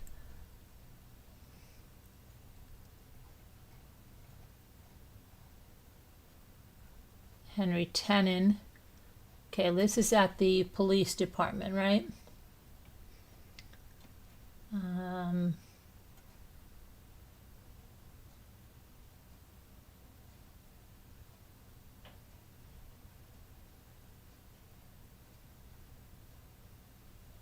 Let's just see what he said again here, because they had it all on, it was muted, right? Now that we saw the body language, let's just go over his. At approximately 7:13 hours, the interview with Tenon was conducted at CGIC SAO. The interview was audio and visually recorded. Also present was Detective William Paul Cullen. Detective Cullen went over Miranda with Tenon, who signed the form and agreed to speak with us. During the first part of the interview, Tenon was asked about his driving habits. We saw that, right? And what car he was driving when he was stopped earlier for driving with a suspended license. Tenon stated the Crown Vic he was driving today belongs to his roommate, Jeremy Ordway. He started using the car around February or March. He stated he mostly keeps the car at the Potomac Avenue residence, but sometimes he goes to 8701 Old King Road. Tenon stated he took the Crown Vic to Drayton, Georgia to visit his brother in April. Tenon was asked if he has used any other vehicles. Hold on, I'm just trying to get where I can see you guys. Okay. If he used any other vehicles, he stated he was also driving a truck for about 8 months until it was started having trouble. He was asked who owned the truck. He stated it was his father's. He stated his father passed away, left him the truck. He stated he thinks he got the truck around the first of the year. He stated it was a 2004 F-150. He drove it until the truck stopped running. He stated he could not afford to get it fixed, so he sold it for parts. He stated the truck broke down in February. Tenon was shown an LPR license plate reader hit from April that shows the truck at 103rd and Ricker. He stated he kept the truck for about a month after he put the tires on the truck, April 2nd. Tenon was asked if he ever had to have the truck towed anywhere. He stated he had it towed home in April when the oil pump went out. He stated he then sold the truck for parts in a cash deal. He did not know the person's name who purchased the truck, and he was asked if he ever let anyone else drive his car. He stated the only person he ever let drive his car was Jimmy, but he was always with him. He was asked if he ever let anyone use his truck without being in the truck, and he stated Jeremy Ordway, was the only person he would ever let use the truck. He stated Jerry used the truck twice while he was at work, both times during the middle of the day. Tenon was shown a picture of the truck and asked where he was going on February 16th around 6:30 in the evening. He stated it was out at the beach. He was at a restaurant, Burnt Ends. He was asked where it was. He stated it was on the right off Beach Boulevard, approximately 4 blocks past Taco Lou. It should be noted the only barbecue restaurant in that location is Mojo's Barbecue, located at 1500 Beach Boulevard. Tenon was advised the night he was at the beach there was someone murdered. He was asked who had his truck during that murder. He initially stated he didn't know. He then asked, "What night was it again?" He was asked if he was in the truck. He stated he was not in the truck. He was asked who had his truck. He stated he didn't know. He was asked if Mario had his truck. He stated no.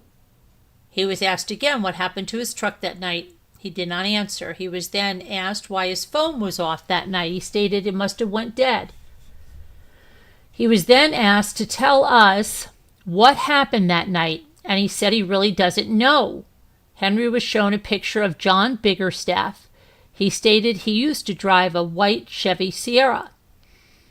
He was shown a picture of Mario Fernandez Saldana, and he said that was his ex-landlord. Tenon stated he does not know anything that can help us put him away, motioning to a picture of Fernandez Saldana.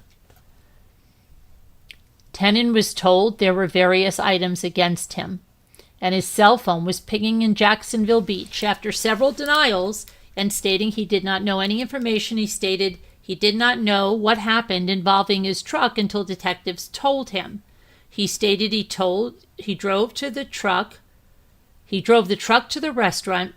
He stated he drove to the barbecue restaurant in Jacksonville Beach sometime after 5 p.m.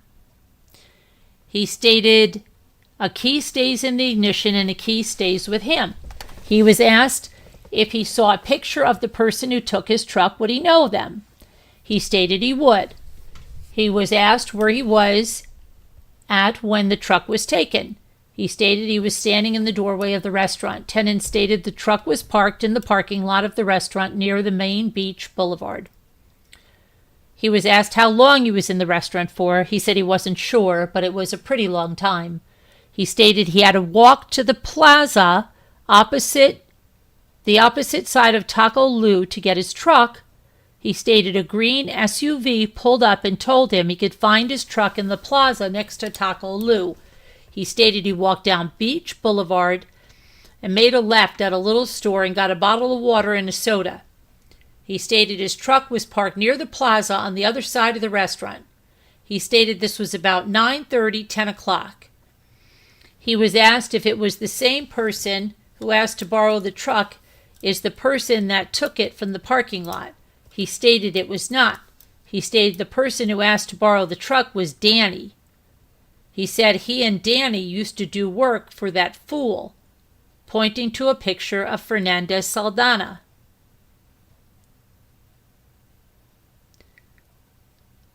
Detective Cullen touched the picture of Fernandez Saldana, saying, "This guy?" Tenon said, "Yeah." He stated he has known Danny for about 8 months prior to borrowing his truck. He stated Danny purchased a new battery and an alternator for the truck, which Tenon felt locked him in to help. Tenon stated he was told to meet at the restaurant and they would leave from there. He stated Danny knew there was a key in the ignition since they used it to do landscaping jobs. Tenon was asked if he used his secondary phone to call his cell phone that was left in the truck. He stated he used his phone to call the phone in the truck because he could not find the truck. He stated he was upset with Danny because he did not bring the truck back in the time frame he was told it would be back. He stated he did not see the person yelling from the green truck was Danny because they knew him, but he did not actually see the person. He was asked if he recognized his tire was no longer in the back. He said, "Yep." He was asked if he talked to Danny after that night. He stated no, because Danny did not bring his truck back and he does not have his phone number. He was asked if Danny was white or black. He was shown a picture of John Biggerstaff and asked if that was who came and got his truck. He said he did not think it was him. Tenon stated there isn't a whole lot he can tell us other than it was his truck, and he was not driving the truck. He was asked if he was in the truck, and he said no. He stated, all I know is Danny had my truck to move some tile or parchments or something, and that is it. He then stated Danny left his black Mazda at Potomac and took the truck from there.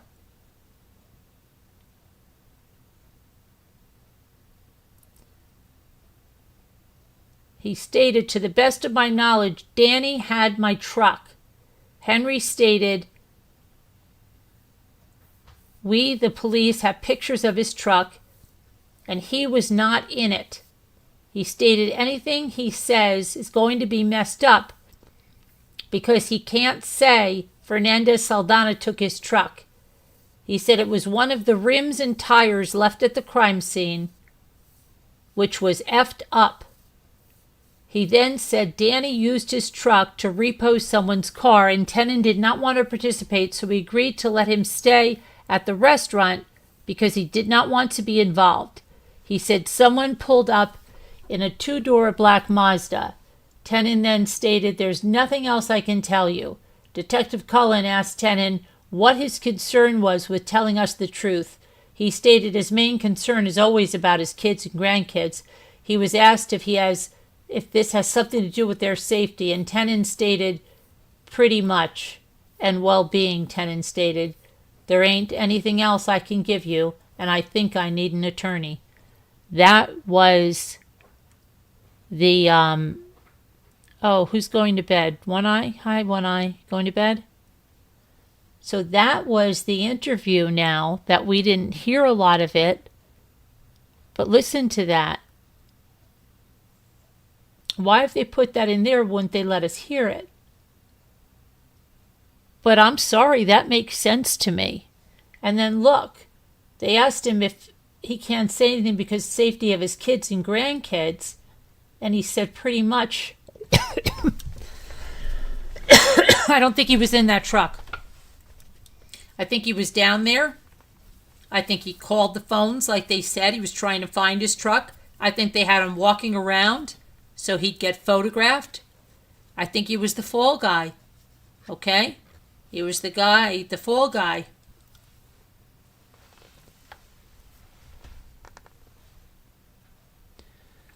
Okay, when conducting an interview with John Biggerstaff, he agreed to submit a DNA. And then he met with Henry Tenon again and got DNA.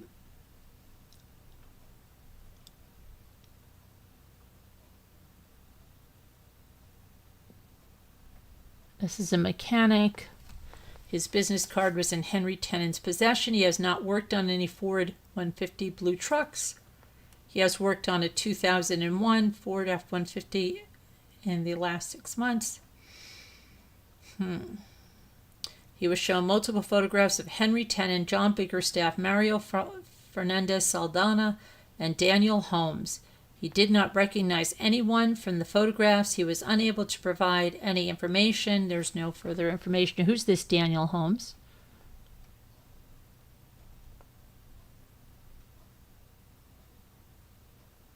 Okay, let's see.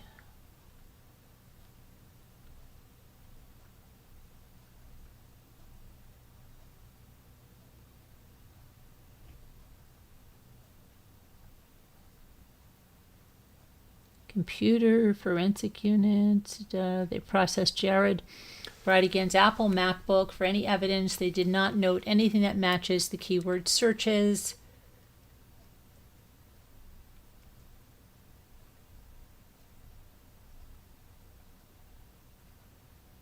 Okay, who's this now? Search for Henry Tenon's truck.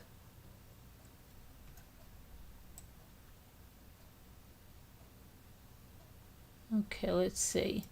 Contact was made with Clarence Reuben Broderick, Old Kings Road. Broderick had several vehicles in various states of disrepair on the property.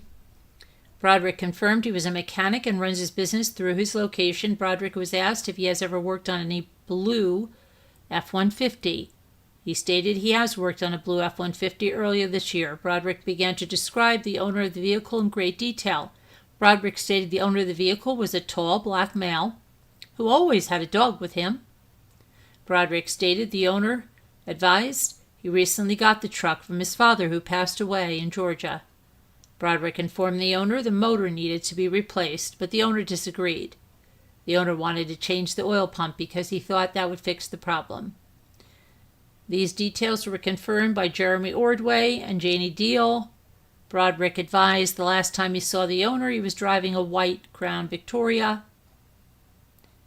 Broderick stated after the truck sat on his property for a while, the owner drove the truck to Twins Grocery.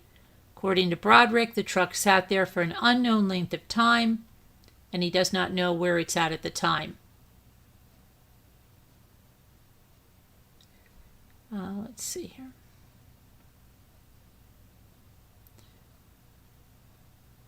Due to all the above details matching different statements by multiple individuals, they believe the individual is Henry Tenon. Okay, by his cousin. Okay. Tenon's cell phone was shipped to Cellbrite.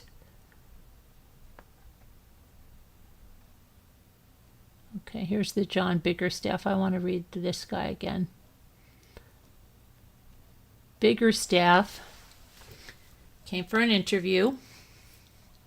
Let's remember that Mario Fernandez Saldana is sleeping around at this guy's daughter, right?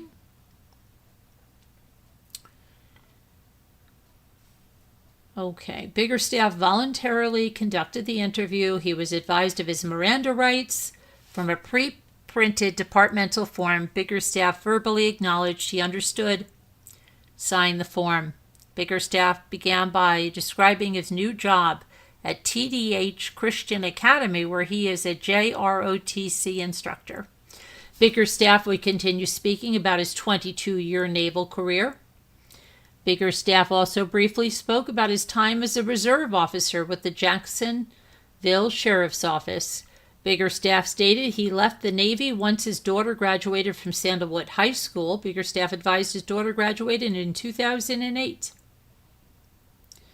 Biggerstaff would go on to explain his son is currently a police officer with Arlington Police Department in Texas. He described his son as a former SWAT sniper and currently in the narcotics unit. Biggerstaff described that when he met his current, I'm sure he means wife, while he was stationed in Spain. Biggerstaff has been married to her for 34 years. Biggerstaff would go on to further explain his son and how he ended up in Texas. Biggerstaff advised his son played college football in Melbourne, Florida. After leaving football, he decided he'd get a criminal justice degree and attend the University of North Florida. Biggerstaff advised at this time he was a reserve officer with the Jacksonville Sheriff's Office. After graduating, Biggerstaff's son decided he would go to the Arlington Police Department. While describing this, Biggerstaff advised his son was in Jacksonville in February for his wedding. So his son was around there for his wedding. When was that? Biggerstaff would go on to describe Mario Saldana. Biggerstaff stated a month and a half to 2 months ago, Saldana informed him Jacksonville Police Department has been talking to tenants at 5139 Potomac Avenue. Biggerstaff stated Saldana was friends with his daughter. Yeah, he's a little more than friends with your daughter. He's kind of intimate with your daughter. They're kind of on a skin-to-skin basis there. While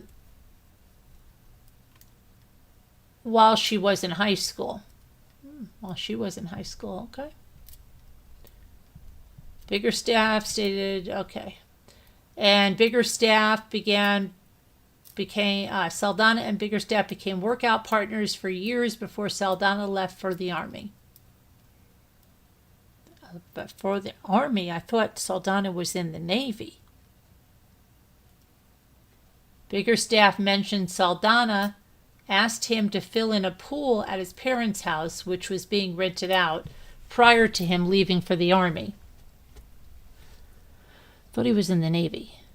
In the Navy. Navy. Okay, Biggerstaff advised when Saldana came back from the Army, thought he was in the Navy, he began to work out with him again. At this time, Saldana informed Biggerstaff of his head injury from the Army. From the Navy.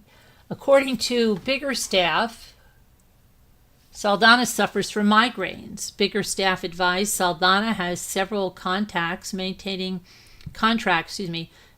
gym equipment at this time. Biggerstaff advised prior to COVID 2020, he started a handyman business, and Biggerstaff stated he mentioned the business to Saldana, and he stated he had contacts through the gyms. Biggerstaff stated Saldana would act as a middleman for his business. Once COVID happened, he lost his business. Biggerstaff was asked about the statement he made earlier in reference to Saldana's tenants being interviewed. Saldana contacted Biggerstaff and gave him a courtesy call to tell him he might get questioned. Why would he get questioned? Why would Biggerstaff get questioned? Things that make you go, Biggerstaff went on to explain he had been arrested over a horrible accusation in 2016 while on probation. He had made some bad decisions and ended up in prison. Biggerstaff stated Saldana gave him a courtesy call because he was a drug addict. Biggerstaff would go on to explain he was pissed off when he found out his son was going into the narcotics unit. Biggerstaff advised Saldana stated the police have talked to everyone he knows. Biggerstaff went on to explain he is currently doing remodeling work at 5139 Potomac Avenue. Biggerstaff was asked if he knew the residents at the address, and Biggerstaff advised he did not really know the current resident. Biggerstaff stated he believes the current resident is in trouble and believes he's going to go to jail soon. Biggerstaff advised if the current tenant moves out, he would move in the first of the year for $1,000 a month. The rent would go up every year until rent is on par with the houses in the area. Biggerstaff has to do the remodeling work for the deal to take place. Biggerstaff began talking about his mismanagement of money and his previous evictions. Biggerstaff advised he was suffering from a head injury and began to have accidents on himself and would wake up in various parts of the city. Oh, wow. Okay. Biggerstaff would go on to explain he did work previously at the Potomac Avenue address with Henry Tenon, resided there. He met Tenon. Tenon worked at a pallet company. Biggerstaff stated he quit coming around when Tenon pulled out a bow and arrow. Okay, yeah, this is Tenon pulling out a bow and arrow, right? Tenon pulling out a bow and arrow, but we're going to believe he's the guy that shot the pistol and killed Jared, right? Yeah, okay. Biggerstaff advised he did not want to be around any weapons due to his felony conviction. Biggerstaff advised has a year or two since he has seen Tenon. Biggerstaff was shown pictures of Saldana, Ordway, and Tenon. When shown a picture of Ordway, he advised he didn't know who that was. He later said the picture of Ordway may be the current resident. It should be noted that Ordway is the current resident. Biggerstaff was shown a picture of Tenon's truck, and he said he has only known Tenon to have a bicycle. Bicycle. Biggerstaff advised he has not seen Tenon's current vehicle, the white Crown Vic. Not seen it. Biggerstaff began describing his knowledge of Shanna Gardner. Biggerstaff advised he made a comment about how perfect Gardner's butt was. And that was the last time they talked about Gardner. Biggerstaff advised Saldana recently came to him and advised he was getting a divorce. Biggerstaff advised Saldana described Gardner as being an ex-Mormon. Spoke about the court issues between the victim and Gardner. Hey, uncrimey. I thought you broke up with us or we were going to have issues. You're jumping to part 1. I'm super behind. Well, thank you for coming in and saying hello, uncrimey. We've missed you. We're planning to have a craft night tomorrow night. Okay, let's see now. Halloween craft night. All right. Here we go. With Biggerstaff would go on to describe the conversations with Saldana and Gardner about the divorce. Interesting. He doesn't know Saldana and Gardner were even married for a year. Biggerstaff would go on to describe the first time him and his wife met Gardner. Biggerstaff stated they went to the beach, and after the beach, Saldana invited them back to the house for a barbecue. Biggerstaff's wife did not want to go, and that was the last time he saw Gardner. Okay. Biggerstaff advised Saldana's reason for the divorce was over a disagreement of how to raise the children. Biggerstaff would further describe the issues with the victim and the constant court appearances. Saldana informed Biggerstaff he was going to buy a toy hauler to live in. That's Mario Fernandez is. I'm going to buy a toy hauler to live in. Biggerstaff was shown a picture of Tenon's truck and informed the truck was in Jacksonville Beach the night of the victim's murder. Hey there, Frilly, what'd you say? Apparently this guy, John Biggerstaff, was in jail for trafficking and drug charges. Yeah. And he also had a lot of guns, Frilly. Okay. And he was also doing a search for the very gun that killed Jared. Biggerstaff was shown a picture of Tenon's truck and informed the truck was in Jacksonville Beach the night of the victim's murder. And Biggerstaff advised he didn't know about the murder. Okay, until one day, Saldana spoke about how hard it's been on the kids. Oh, you're kidding me. I don't know about it. Biggerstaff advised he didn't even know where the area was until about 2 months ago when he was driving down JTB. Biggerstaff was asked why Tenon would have any involvement in the victim's murder. Biggerstaff stated he did not really know Tenon other than talking to him about his family having property in Georgia. Biggerstaff advised he has never, ever seen Tenon pissed off. Biggerstaff had never known Tenon to have any weapons other than the bow. Biggerstaff would go on to describe never seeing Mario wanting to harm anyone. No, Mario's just he's a little lamb. He's a little lammy. Biggerstaff was asked if he has ever had any interest in 10mm handguns, and Biggerstaff advised he had a 10mm handgun when he was part of a hunt club in Fargo, Georgia.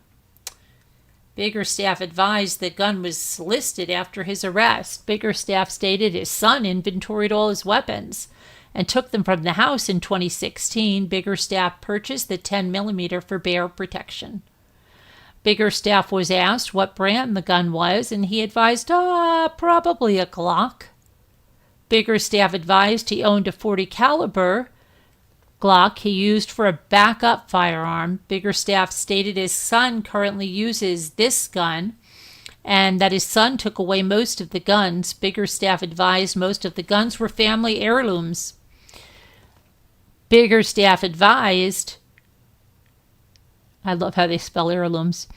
Biggerstaff advised his son does not have the 10mm gun. Yeah, where is it? Where is that 10mm Glock, huh? Where is it? Biggerstaff was asked, why were you searching for 10mm Glocks on 1/26/2022? Why were you searching there, mister? I thought your guns were taken away in 2016, you just said. Thought you couldn't own any. What are you searching for Glocks there, huh? Biggerstaff paused and thought for 15 seconds and stated no. Biggerstaff stated he does not buy or have anything to do with guns because he's a felon. Biggerstaff was informed Tenon's cell phone was in Jacksonville Beach on 2/16/22, the night of the murder. Biggerstaff was also informed Saldana and his cell phone was turned off the night of the murder. At the same time, Biggerstaff was asked why the phones were off. He advised he didn't know. Biggerstaff tried to explain Google history is not accurate. Biggerstaff stated he turns his phone off all the time. Biggerstaff advises he does not remember having a conversation with Saldana prior to or after the murder, and Biggerstaff stated he does not have a recollection of 2/16/2022. Biggerstaff advises he doesn't leave the house very often. Biggerstaff was asked to retrieve a DNA sample and a search of his cell phone. Biggerstaff consented both verbally and by signature to both consent forms. Biggerstaff gave a buccal swab collected by Detective C. Johns. Biggerstaff also gave his cell phone to Detective C. Johns, who immediately took the phone to JSO Computer Forensics Department to be downloaded. Biggerstaff was asked further about the 10mm handgun he previously owned. Biggerstaff advised he originally bought the 10mm handgun for protection from bears while hunting. This was prior to his arrest. Biggerstaff continued to speak about hunting and the bears he would see while hunting. Biggerstaff was asked what kind of ammunition he would use for his 10mm handgun, and Biggerstaff stated he doesn't remember. I'm having a memory lapse on that. And advised he would purchase it from Academy Sports on Kernan Boulevard. Biggerstaff was asked again where his firearms went to after he had them inventoried after his arrest, and Biggerstaff was asked if he had to give the guns away or if they were confiscated by the state. Biggerstaff stated it was a mixture of crap. It's a mixture of crap, come on. Biggerstaff advised his son, daughter, and wife were involved with it. Biggerstaff further stated that he thought he would get his guns back because he thought the charges against him were BS. Biggerstaff further advised his son was forced to give up his crap. Biggerstaff further advised his son was forced to give up his crap. Biggerstaff was arrested. Biggerstaff was asked about communications he had with Saldana the night of the murder. Biggerstaff offered to allow detectives to look through the phone. The phone was subsequently downloaded. No messages were present. The communications with Saldana had been deleted up to May 2022. Biggerstaff further advised he has a bad memory due to injuries. Biggerstaff continued to describe situations where he has memory loss issues. Biggerstaff was asked again how often he comes to Jacksonville Beach, and Biggerstaff advised he comes to Jacksonville Beach often.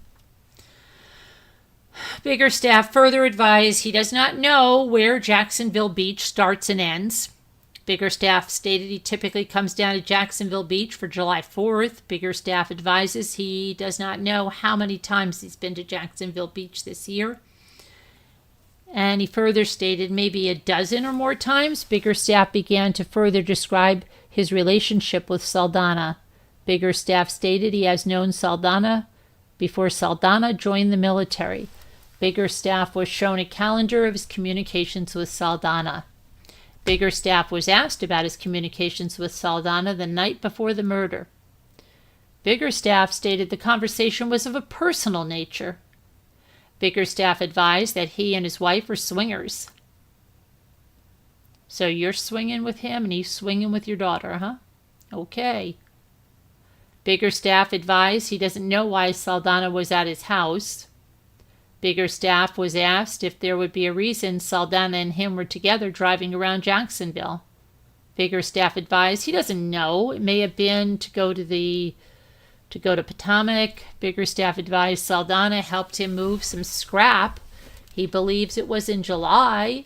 Biggerstaff could not advise which salvage yard he took his truck to. But he thought it may be on the west side. Biggerstaff was asked again about Saldana contacting him in reference to the police. Biggerstaff advised Saldana was giving him a courtesy call because he was previously arrested and his drug use. Biggerstaff was asked further about Tenon and his truck, and Biggerstaff advised Tenon only ever had a bicycle. Biggerstaff advised he has been to the Potomac during the last 2 to 3 months. Biggerstaff stated in that time he has not seen that truck in question. Biggerstaff was asked when the last time he spoke to Saldana was. Biggerstaff advised Saldana came to his school today. Biggerstaff advised Saldana was inquiring about a job with the JROTC program. Biggerstaff will further describe his wife and him as swingers. Swinging. Biggerstaff advised he believed Saldana was also a swinger, but Gardner was not. Your Saldana's swinging with your daughter there, buddy, okay? Are you aware of that one? He's got it recorded or photos on his phone, something like that. Just the facts, buddy. Swinging. Biggerstaff further described the situation when his guns were taken from him, and Biggerstaff advised he inventoried all of his guns in 2016 and does not know where they went. Biggerstaff advised the Middle District of Florida informed him and his family everything had to be out of the house due to his son. Due to this, his son had to get rid of his bow and arrow.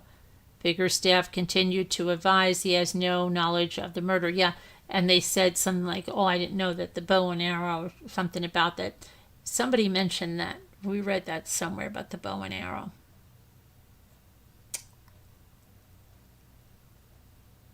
Heard it from somebody, I don't remember. But yeah, why was he looking for, if he was not allowed to have guns since 2016, why the freak was he looking up guns in 2022 in January 22nd, was it, right before the murder? Yeah, that's pretty conspicuous. Hey there, MSL, you're in Arizona. It's taking too long for us to have some coldness. Do you like your home team? Coldness? Get out of here, MSL. I'll send you some coldness. You can have all the coldness from New York, okay? All right, let's see here. What do we got? Bigger stuff. All these phone calls. John Biggerstaff. I remember somebody asking for that bow and arrow. What did Biggerstaff get paid?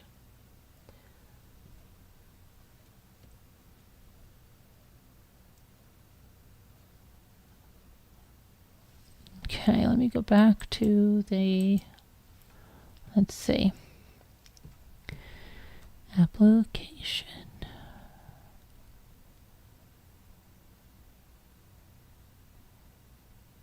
Bridegan. That's Bridegan. That's her. Suing people. Okay, let me see.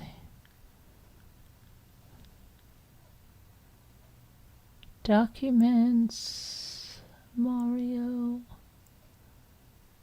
Fernandez.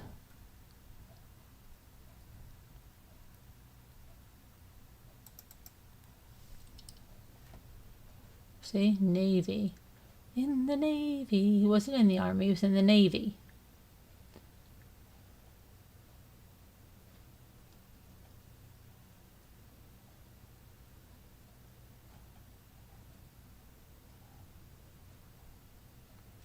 I went through them. Okay.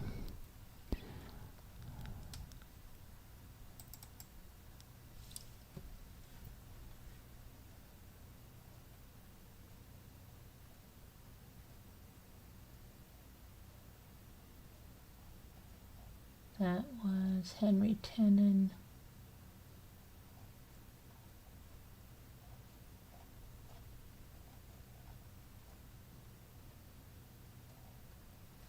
Okay, so there were no big lump sums of money in Henry Tenon's account. Okay, so I don't think he has any hitman. I'm telling you. Let me see here. Bridegan.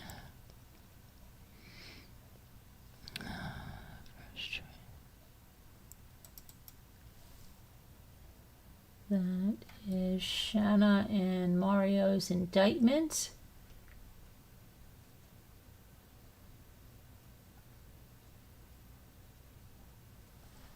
Okay.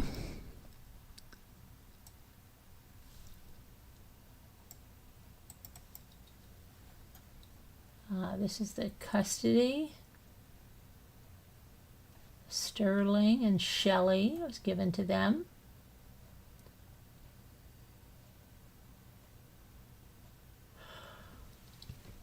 Oh.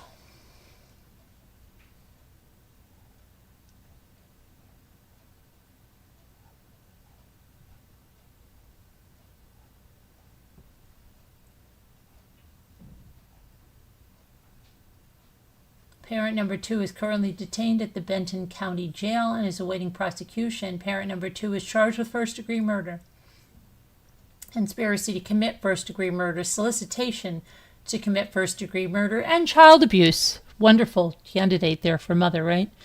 Okay.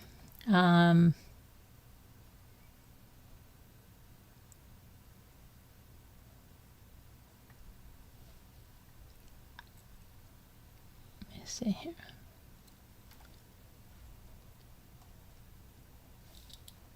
Okay.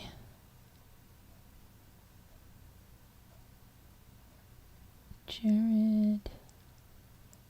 Okay, that was my presentation to you guys. So let's see. There's one thing about, let's see, there was something about Tenon's, hang on in 1 minute, okay? You need to pull out the winter clothes. Yeah, I know, right? Okay.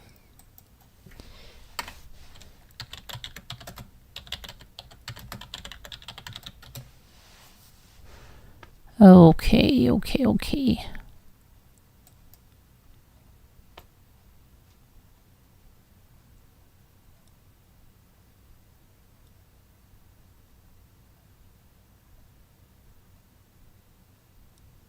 Henry Tenon's daughter, oh, this is something, is claiming on Facebook that her father is innocent. Hold on a minute. I believe it too. Let me see here. My daddy didn't do this. Free Henry Tenon, 'cause you all got the wrong one. I'm in shock. Daughter of man accused of killing Jared Bridegan reacts to her father's arrest. Let's see this one now. Let's look at this.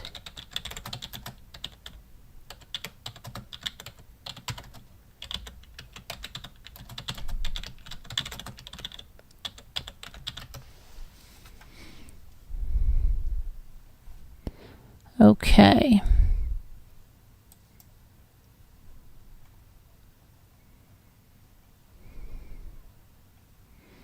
Okay, so it says the daughter of Henry Tenon,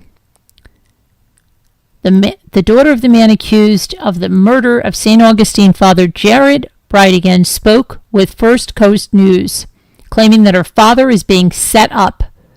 Henry Tenon, 61, faces charges of conspiracy to commit murder, accessory after the fact, child abuse, and second-degree murder. Okay, so on Thursday, Tenon's daughter, who would like to remain anonymous, messaged First Coast News on Facebook. And this is what she said, and I quote, "I am in shock.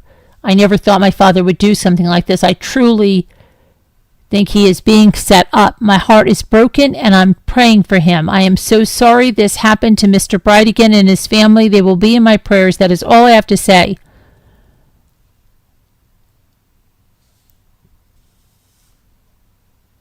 Let's see.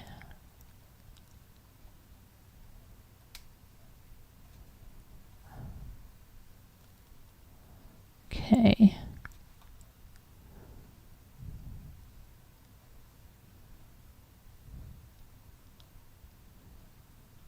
Officials do not think Tenon was the only person involved in the murder. His most recent arrest warrant is sealed for 30 days. Officials fear it were released now, it would jeopardize the ongoing investigation. Tenon is being held on no bond on 4 charges to the 2022 murder. His next court date, this is 3 years ago when this happened here now.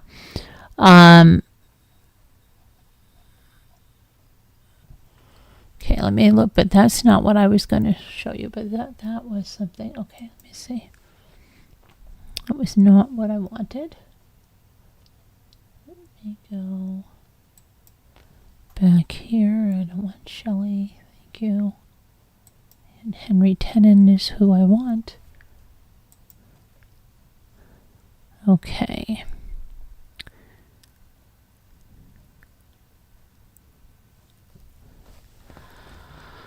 Oh, let's see. So people are saying, maybe he is the fall guy. The second husband did it and set him up, and then she leaves him so she can hang them both out to dry. Typical rich kid. It's a possibility. Mario could have borrowed the truck. Remember earlier, and we were all analyzing Mario's shots at the shooting range and comparing it to the neighbor's door camera audio. Okay, let's see. This would be the worst possible scenario. They set this guy up and he has no idea what happened, so he can't spill the beans. You're absolutely right. I don't think that's what happened, but if it was the epitome of the worst case scenario. His brother said Jared has concerns for his life. I've never heard this before. I don't know what that's about. What if she's right? Someone said. Mario owned the house Tenon lived in. He could plant evidence on him. Tenon had 2 cars.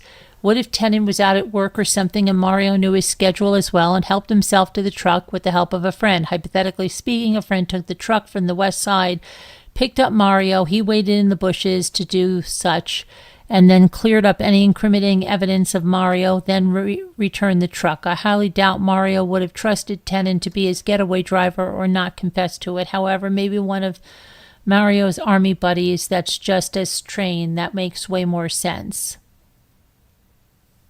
Someone said, but the truck was spotted on a route back towards SGF, Mario Fernandez's home. If he wasn't being dropped off, the truck would have headed straight to TH's. Who the heck is TH's home? I don't know. Oh, she got it wrong. It's H10. It's HT. Okay, that's not what I want to see. I want to see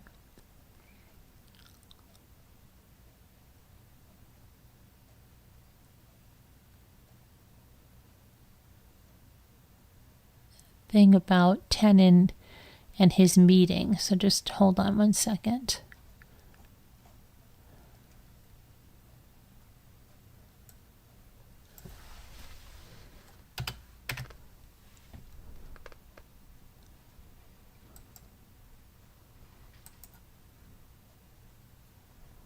Okay.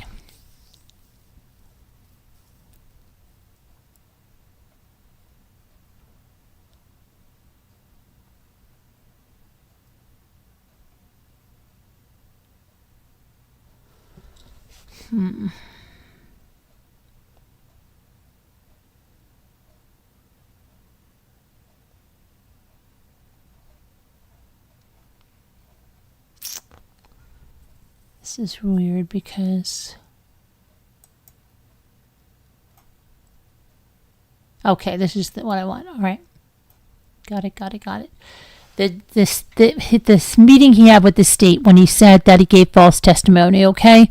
It says, on Monday, January 13th, 2025, during a status hearing before the court, co-defendant Henry Tenon made a comment to the court, false testimony. The statement was ambiguous or equivocal. After court, the state submitted a request to Official Reporters, Inc. to transcribe Tenon's status conference to obtain the official record of Tenon's statement and to provide this transcript to the defendants in discovery. The state received a copy of the transcript on Tuesday, January 21st, 2025. On February 4th, 2025, the state filed a 4th supplemental discovery exhibit listing, among other disclosures, Tenon's in-court statement as a statement by a co-defendant and provided the defendants with a copy of the official court transcript. On February 5th, counsel for defendant Fernandez Saldana filed a motion requesting specific discovery. On the same day, counsel for defendant Gardner filed a motion adopting her co-defendant's motion for specific discovery. During the February 7, 2025 hearing, the court issued a cover form order granting the defendant's motion as to paragraphs 11C and D. The state rejects the defendant's claim that Mr. Tenon has not testified truthfully and that the state is on notice of the same. Actions undertaken by the state regarding Tenon's statement at his January 13th court appearance. The state ordered the transcripts of the court appearance on January 13th, notified the defense of the existence of Tenon's statement on February 3rd, provided the transcript to the defendants, coordinated transport for Tenon to the SAO for January 14th, met with Tenon and his counsel on January 14th, and had Tenon transferred to the Nassau County Jail on February 26th, purchased a $7.89 sandwich for Tenon as his transport interrupted his dinner. The state does not have any notes, logs, and records of any meetings between the state attorney's office and any law enforcement agent or agency regarding information, directly or indirectly, provided as to the statements made by Mr. Tenon in court on January 13th.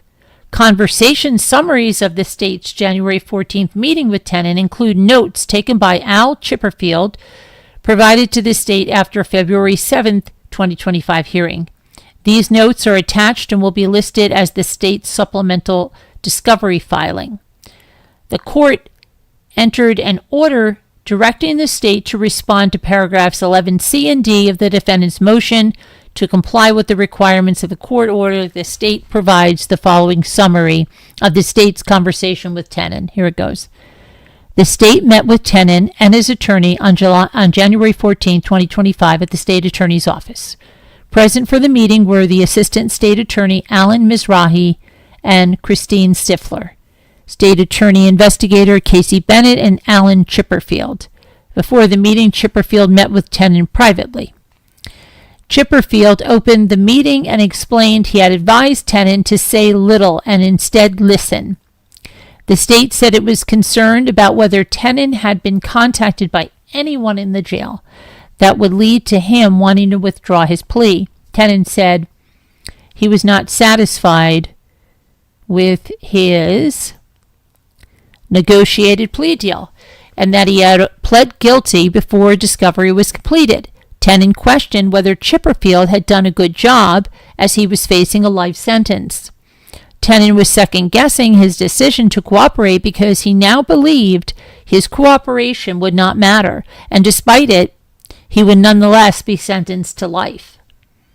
Mizrahi told Tenon that Chipperfield, that's Tenon's attorney, was an exceptional and highly regarded attorney and outlined Tenon's planned negotiation that Tenon was allowed to plea to second-degree murder with the understanding he would testify truthfully about his and Fernandez's involvement in the murder of Jared Bridegan. The state waived both the statutory guidelines and the 25-year minimum mandatory, and he would ultimately be sentenced to a term of years, no less than 15 years and up to life in prison. Mizrahi said that if Tenon had not pleaded guilty and if convicted, Tenon could ultimately be sentenced to no less than mandatory life in prison based on the strength of the state's case against Tenon. Mizrahi reviewed the state's evidence on Tenon's guilt. Tenon's DNA was identified on the tire that blocked Bridegan's travel. Video surveillance captured Tenon at the scene of Bridegan's murder. No, they didn't really, not at the same time. They did not. They captured a truck passing. Cell site data placed Tenon at relevant locations, including the murder scene as well as the gym where Bridegan's daughter took gymnastics in Nocatee, and the shell casings that were collected from the murder scene matched the caliber of a firearm owned by Fernandez's friend. Okay, so that's bigger staff that's on the line for that. Tenon appeared confused by the word Nocatee and stated he's never been there. Mizrahi clarified that Nocatee was in St. Johns County and that both the license plate reader and the cell site data placed Tenon there. Tenon said he told the state about Fernandez so the state would interview Fernandez and learn that Tenon was not guilty. Mizrahi told Tenon that it doesn't make sense for Tenon to confess to a crime he didn't commit in order to prove that he didn't commit the crime. Tenon expressed hopelessness about his future, stating he was already 64 years old. Mizrahi reiterated that the terms of his negotiated plea would allow Tenon to request and potentially be granted mercy at a sentencing hearing. Mizrahi reminded Tenon of how he expressed remorse about killing Bridegan, how he, Tenon, cried when he spoke about the baby in Jared's car, and how he voiced his wish to do the right thing. Mizrahi asked Tenon what gave rise to what he said in the courtroom the day before. Mizrahi asked whether someone had threatened Tenon or paid Tenon. Tenon denied he had been threatened or paid and said that he does not talk to other inmates except to play chess with them. Mizrahi asked Tenon's trust of the state and of his council representatives and evidence. In response, Tenon mentioned his experience with a charge related to a suspended driver's license, and Tenon said he could not understand why his driver's license had been suspended even though he had paid for the tickets that caused the suspension.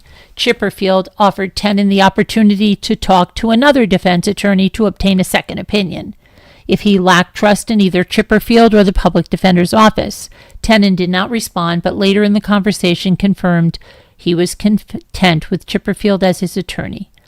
Mizrahi explained to Tenon that if he sought to withdraw his plea, Tenon could be tried for first-degree murder and, based on the strength of the case against him, would likely be sentenced to either death or mandatory life in prison upon conviction. Mizrahi explained that was Tenon's choice.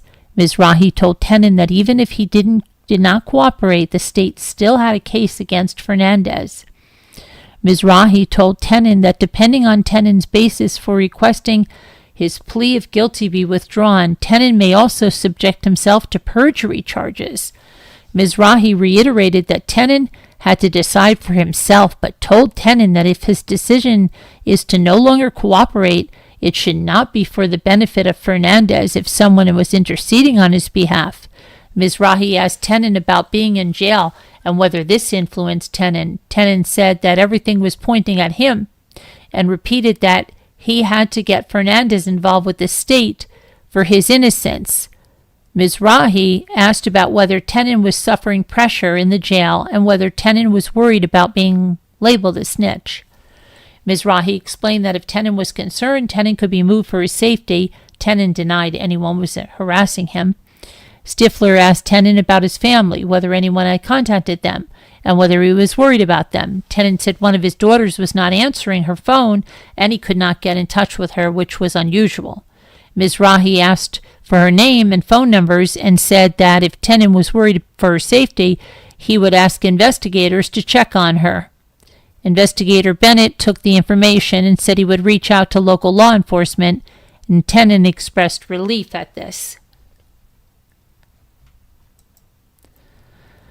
Stifler said she was on scene the night of the murder and has worked on this investigation from the beginning, and she reminded Tenon that what he told Stifler a year ago confirmed details she knew about the case that no one else knew unless they were true. It was because of this, she said, that she and Chipperfield believed Tenon had been influenced by someone. Stifler reminded Tenon about his friend, Janie Deal, and how he had showed true affection for her and how he regretted she became involved in the case. Tenon acknowledged that Janie hated how Fernandez would come in and out of Tenon's house without consideration for him or permission. Stifler told Tenon that Mrs. Deal said that Tenon seemed changed just before the murder, as if he were carrying the weight of the world. Stifler explained that Tenon's remorse would be a factor the court could consider at his sentencing, and that Jared's family is grateful for the fact that Tenon has owned up to what he did. Stifler explained that Chipperfield would ask the court to consider the family's sentiment at his sentencing hearing. Tenon responded that there were things he could not explain in the context of the discussion about mitigation and sentencing. Tenon was offered time with Chipperfield privately and asked if he wanted coffee. Tenon said he would like black coffee and was given a cup. He spoke with the attorney privately. After Tenon and Chipperfield spoke privately, Tenon thanked the state for the coffee. Tenon said to Stifler, "How you feel about it, I feel." Tenon reiterated his hopelessness. Tenon said he was sticking with you for trial. Tenon advised he would apologize to the judge for his outburst. Mizrahi closed the meeting, saying that all the state wanted from Tenon was the truth. Tenon agreed and said his sworn was the truth. Mizrahi told Tenon that his deposition would be scheduled in the next few months, and during it, he should tell the lawyers questioning him about this meeting.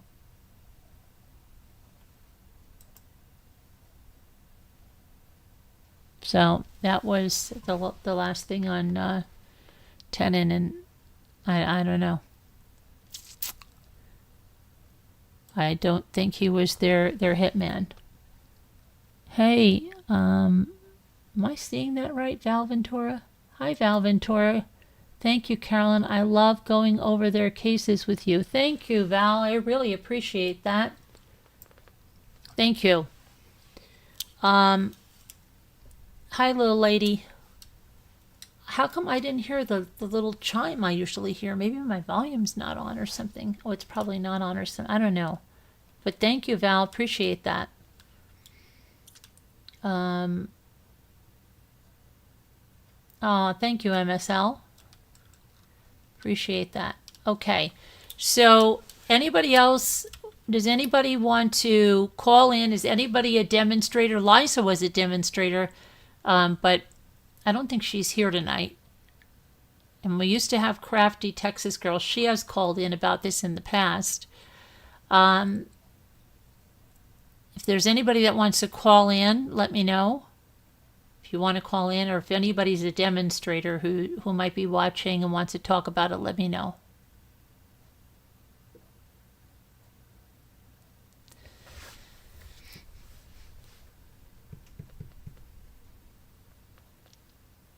And I have something else for tomorrow. Something, I don't know if you guys heard about it, but the case that I'm going to do tomorrow is about Super Bowl Sunday. A woman in Florida, and I believe we covered this when it happened, but didn't know the specifics of it. The guy is originally from upstate New York, and 22. The woman found out she was pregnant prior, and they were fighting back and forth, and they were driving on I-95 in Florida, and they were fighting, and she said something like something, and then veered off and hit a tree, and the guy was really, really, really badly injured, and they thought he was going to make it. I mean, he was really, really injured, but then he got pneumonia, and he passed away on October 9th. And his family said that right before, let's see, it was, he woke up and he was able to communicate that she did this. The girlfriend did this intentionally. And so now she's just been charged with vehicular manslaughter, and she is pregnant with this baby and due very soon. His family wants the baby now. So she's still in Florida, and he's in, he was in New York State until his death. His family is up in, I believe it's in the Syracuse area. So, yeah, I'm going to take a look at that tomorrow night, because that's all happening right now. She was just charged with that. So that's one of the things I'm going to look at tomorrow. Of course, I'm going to be on this case. I think there's not much more to do. I think we've exhausted it until the trial, unless something happens before that. But also, I will also want to speak whenever, if any of the demonstrators want to talk or see what's going on. I do think there's way more about Shelley and Sterling. Yeah, sounds like another case like that, right? Except this one is pregnant, and oh, apparently she was upset because she saw a message in like from a former girlfriend or something from New York, and that's what they were fighting about that. Let me see. So I think that's what is going to happen, and then tomorrow I'd like to do a craft night before that, and then probably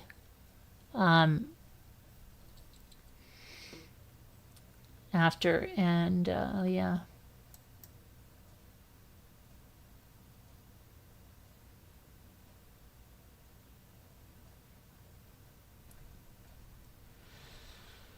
Okay.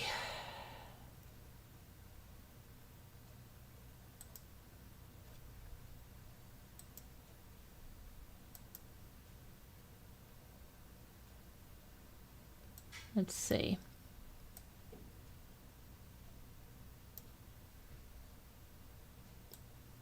So what else? That's probably what's going to be on tap for tomorrow. Craft night, Halloween fun, and then true crime. Yep. And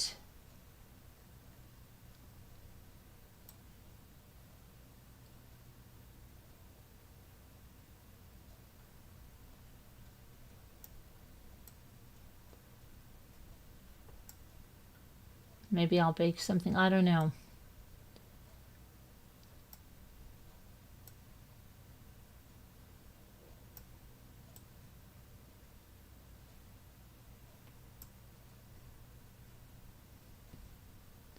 What did you say? They are young, right? Yes. The guy was 22. Yeah, the guy wasn't sure about keeping the baby, but then the aunt said that he really wanted the baby. When he was up in New York and they said he was getting better and they thought he was going to make it, he was taking parenting classes and stuff. Yeah. Sounds like doesn't get any better than that. Yeah, so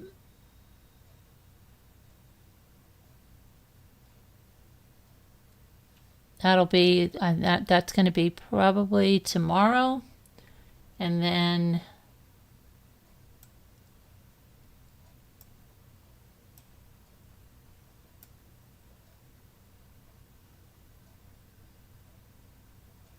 what else?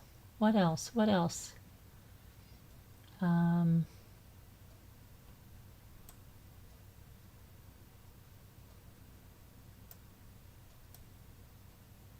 But there was something I was going to do, and I forgot. And I said, "Oh, I'm going to do that during crafts," and then I forget what it is.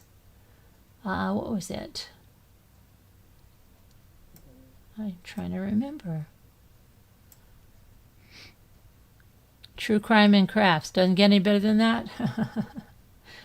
Yeah, we'll do some crafts and true crime. Hello there, Heart Made Wise. Oh, and what else was I going to say?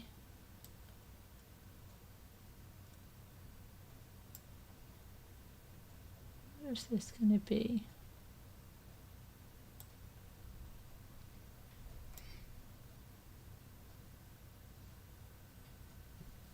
It's like the young people are going off the deep end. Yeah, well, it was like she claims she has no memory of it. And, yeah.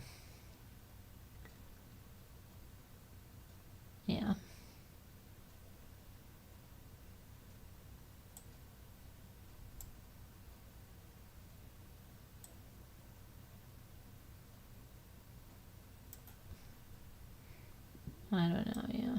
It's crazy. Crazy. So.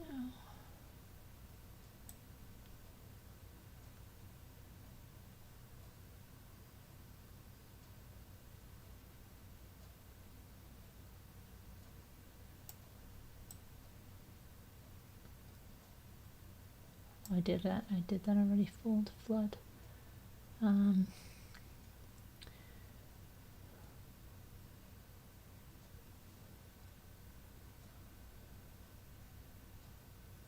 What is it? What else do we have here? We got to get the rest of these. Come on.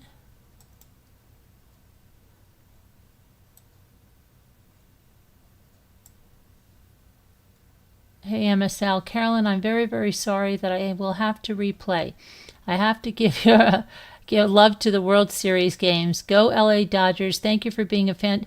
Oh, that's okay, MSL. You're allowed. Go ahead. You've got to pass. You got to pass there. Oh, Doodle. Yeah, is that? Doodle, yeah. Very good. Okay, Doodle. And then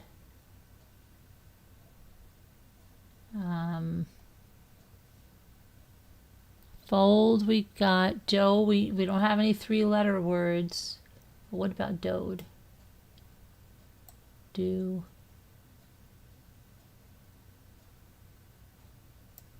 Dole.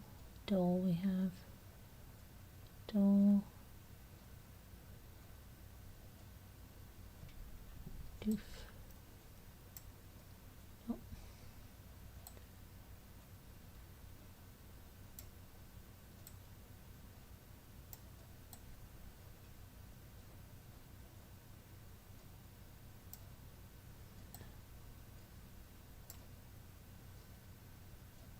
I'm in Canada, so go Jays. Okay. Fled. That's good. That's good. Who got that? Fled. MSL. Good. You got that before you left. Very good. Very good. So it's got to be an F, L,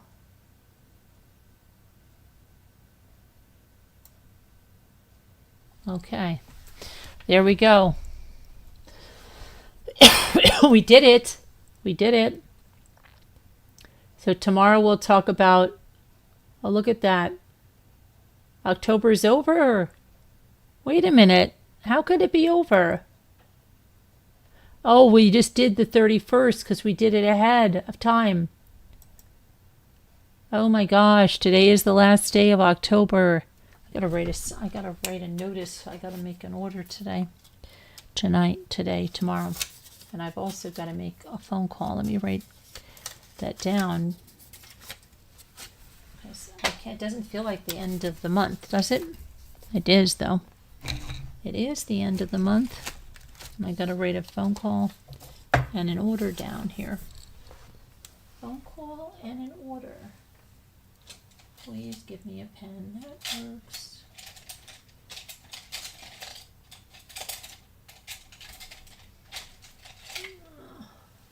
Let's see. There was something I said I want to do. It wasn't the shell people. It was. Now I can't even think of what it is. Isn't that crazy? It is crazy. Okay, still got that little. You know when you get a pen and it's got that like waxy stuff on the point of it, and you got to get it off. Sometimes not everybody knows that. Okay.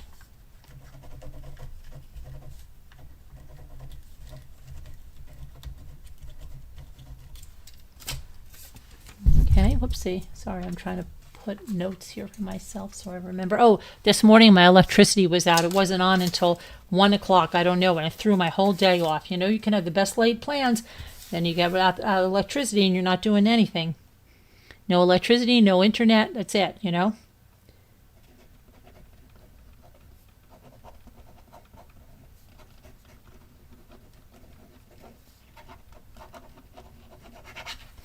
Okay.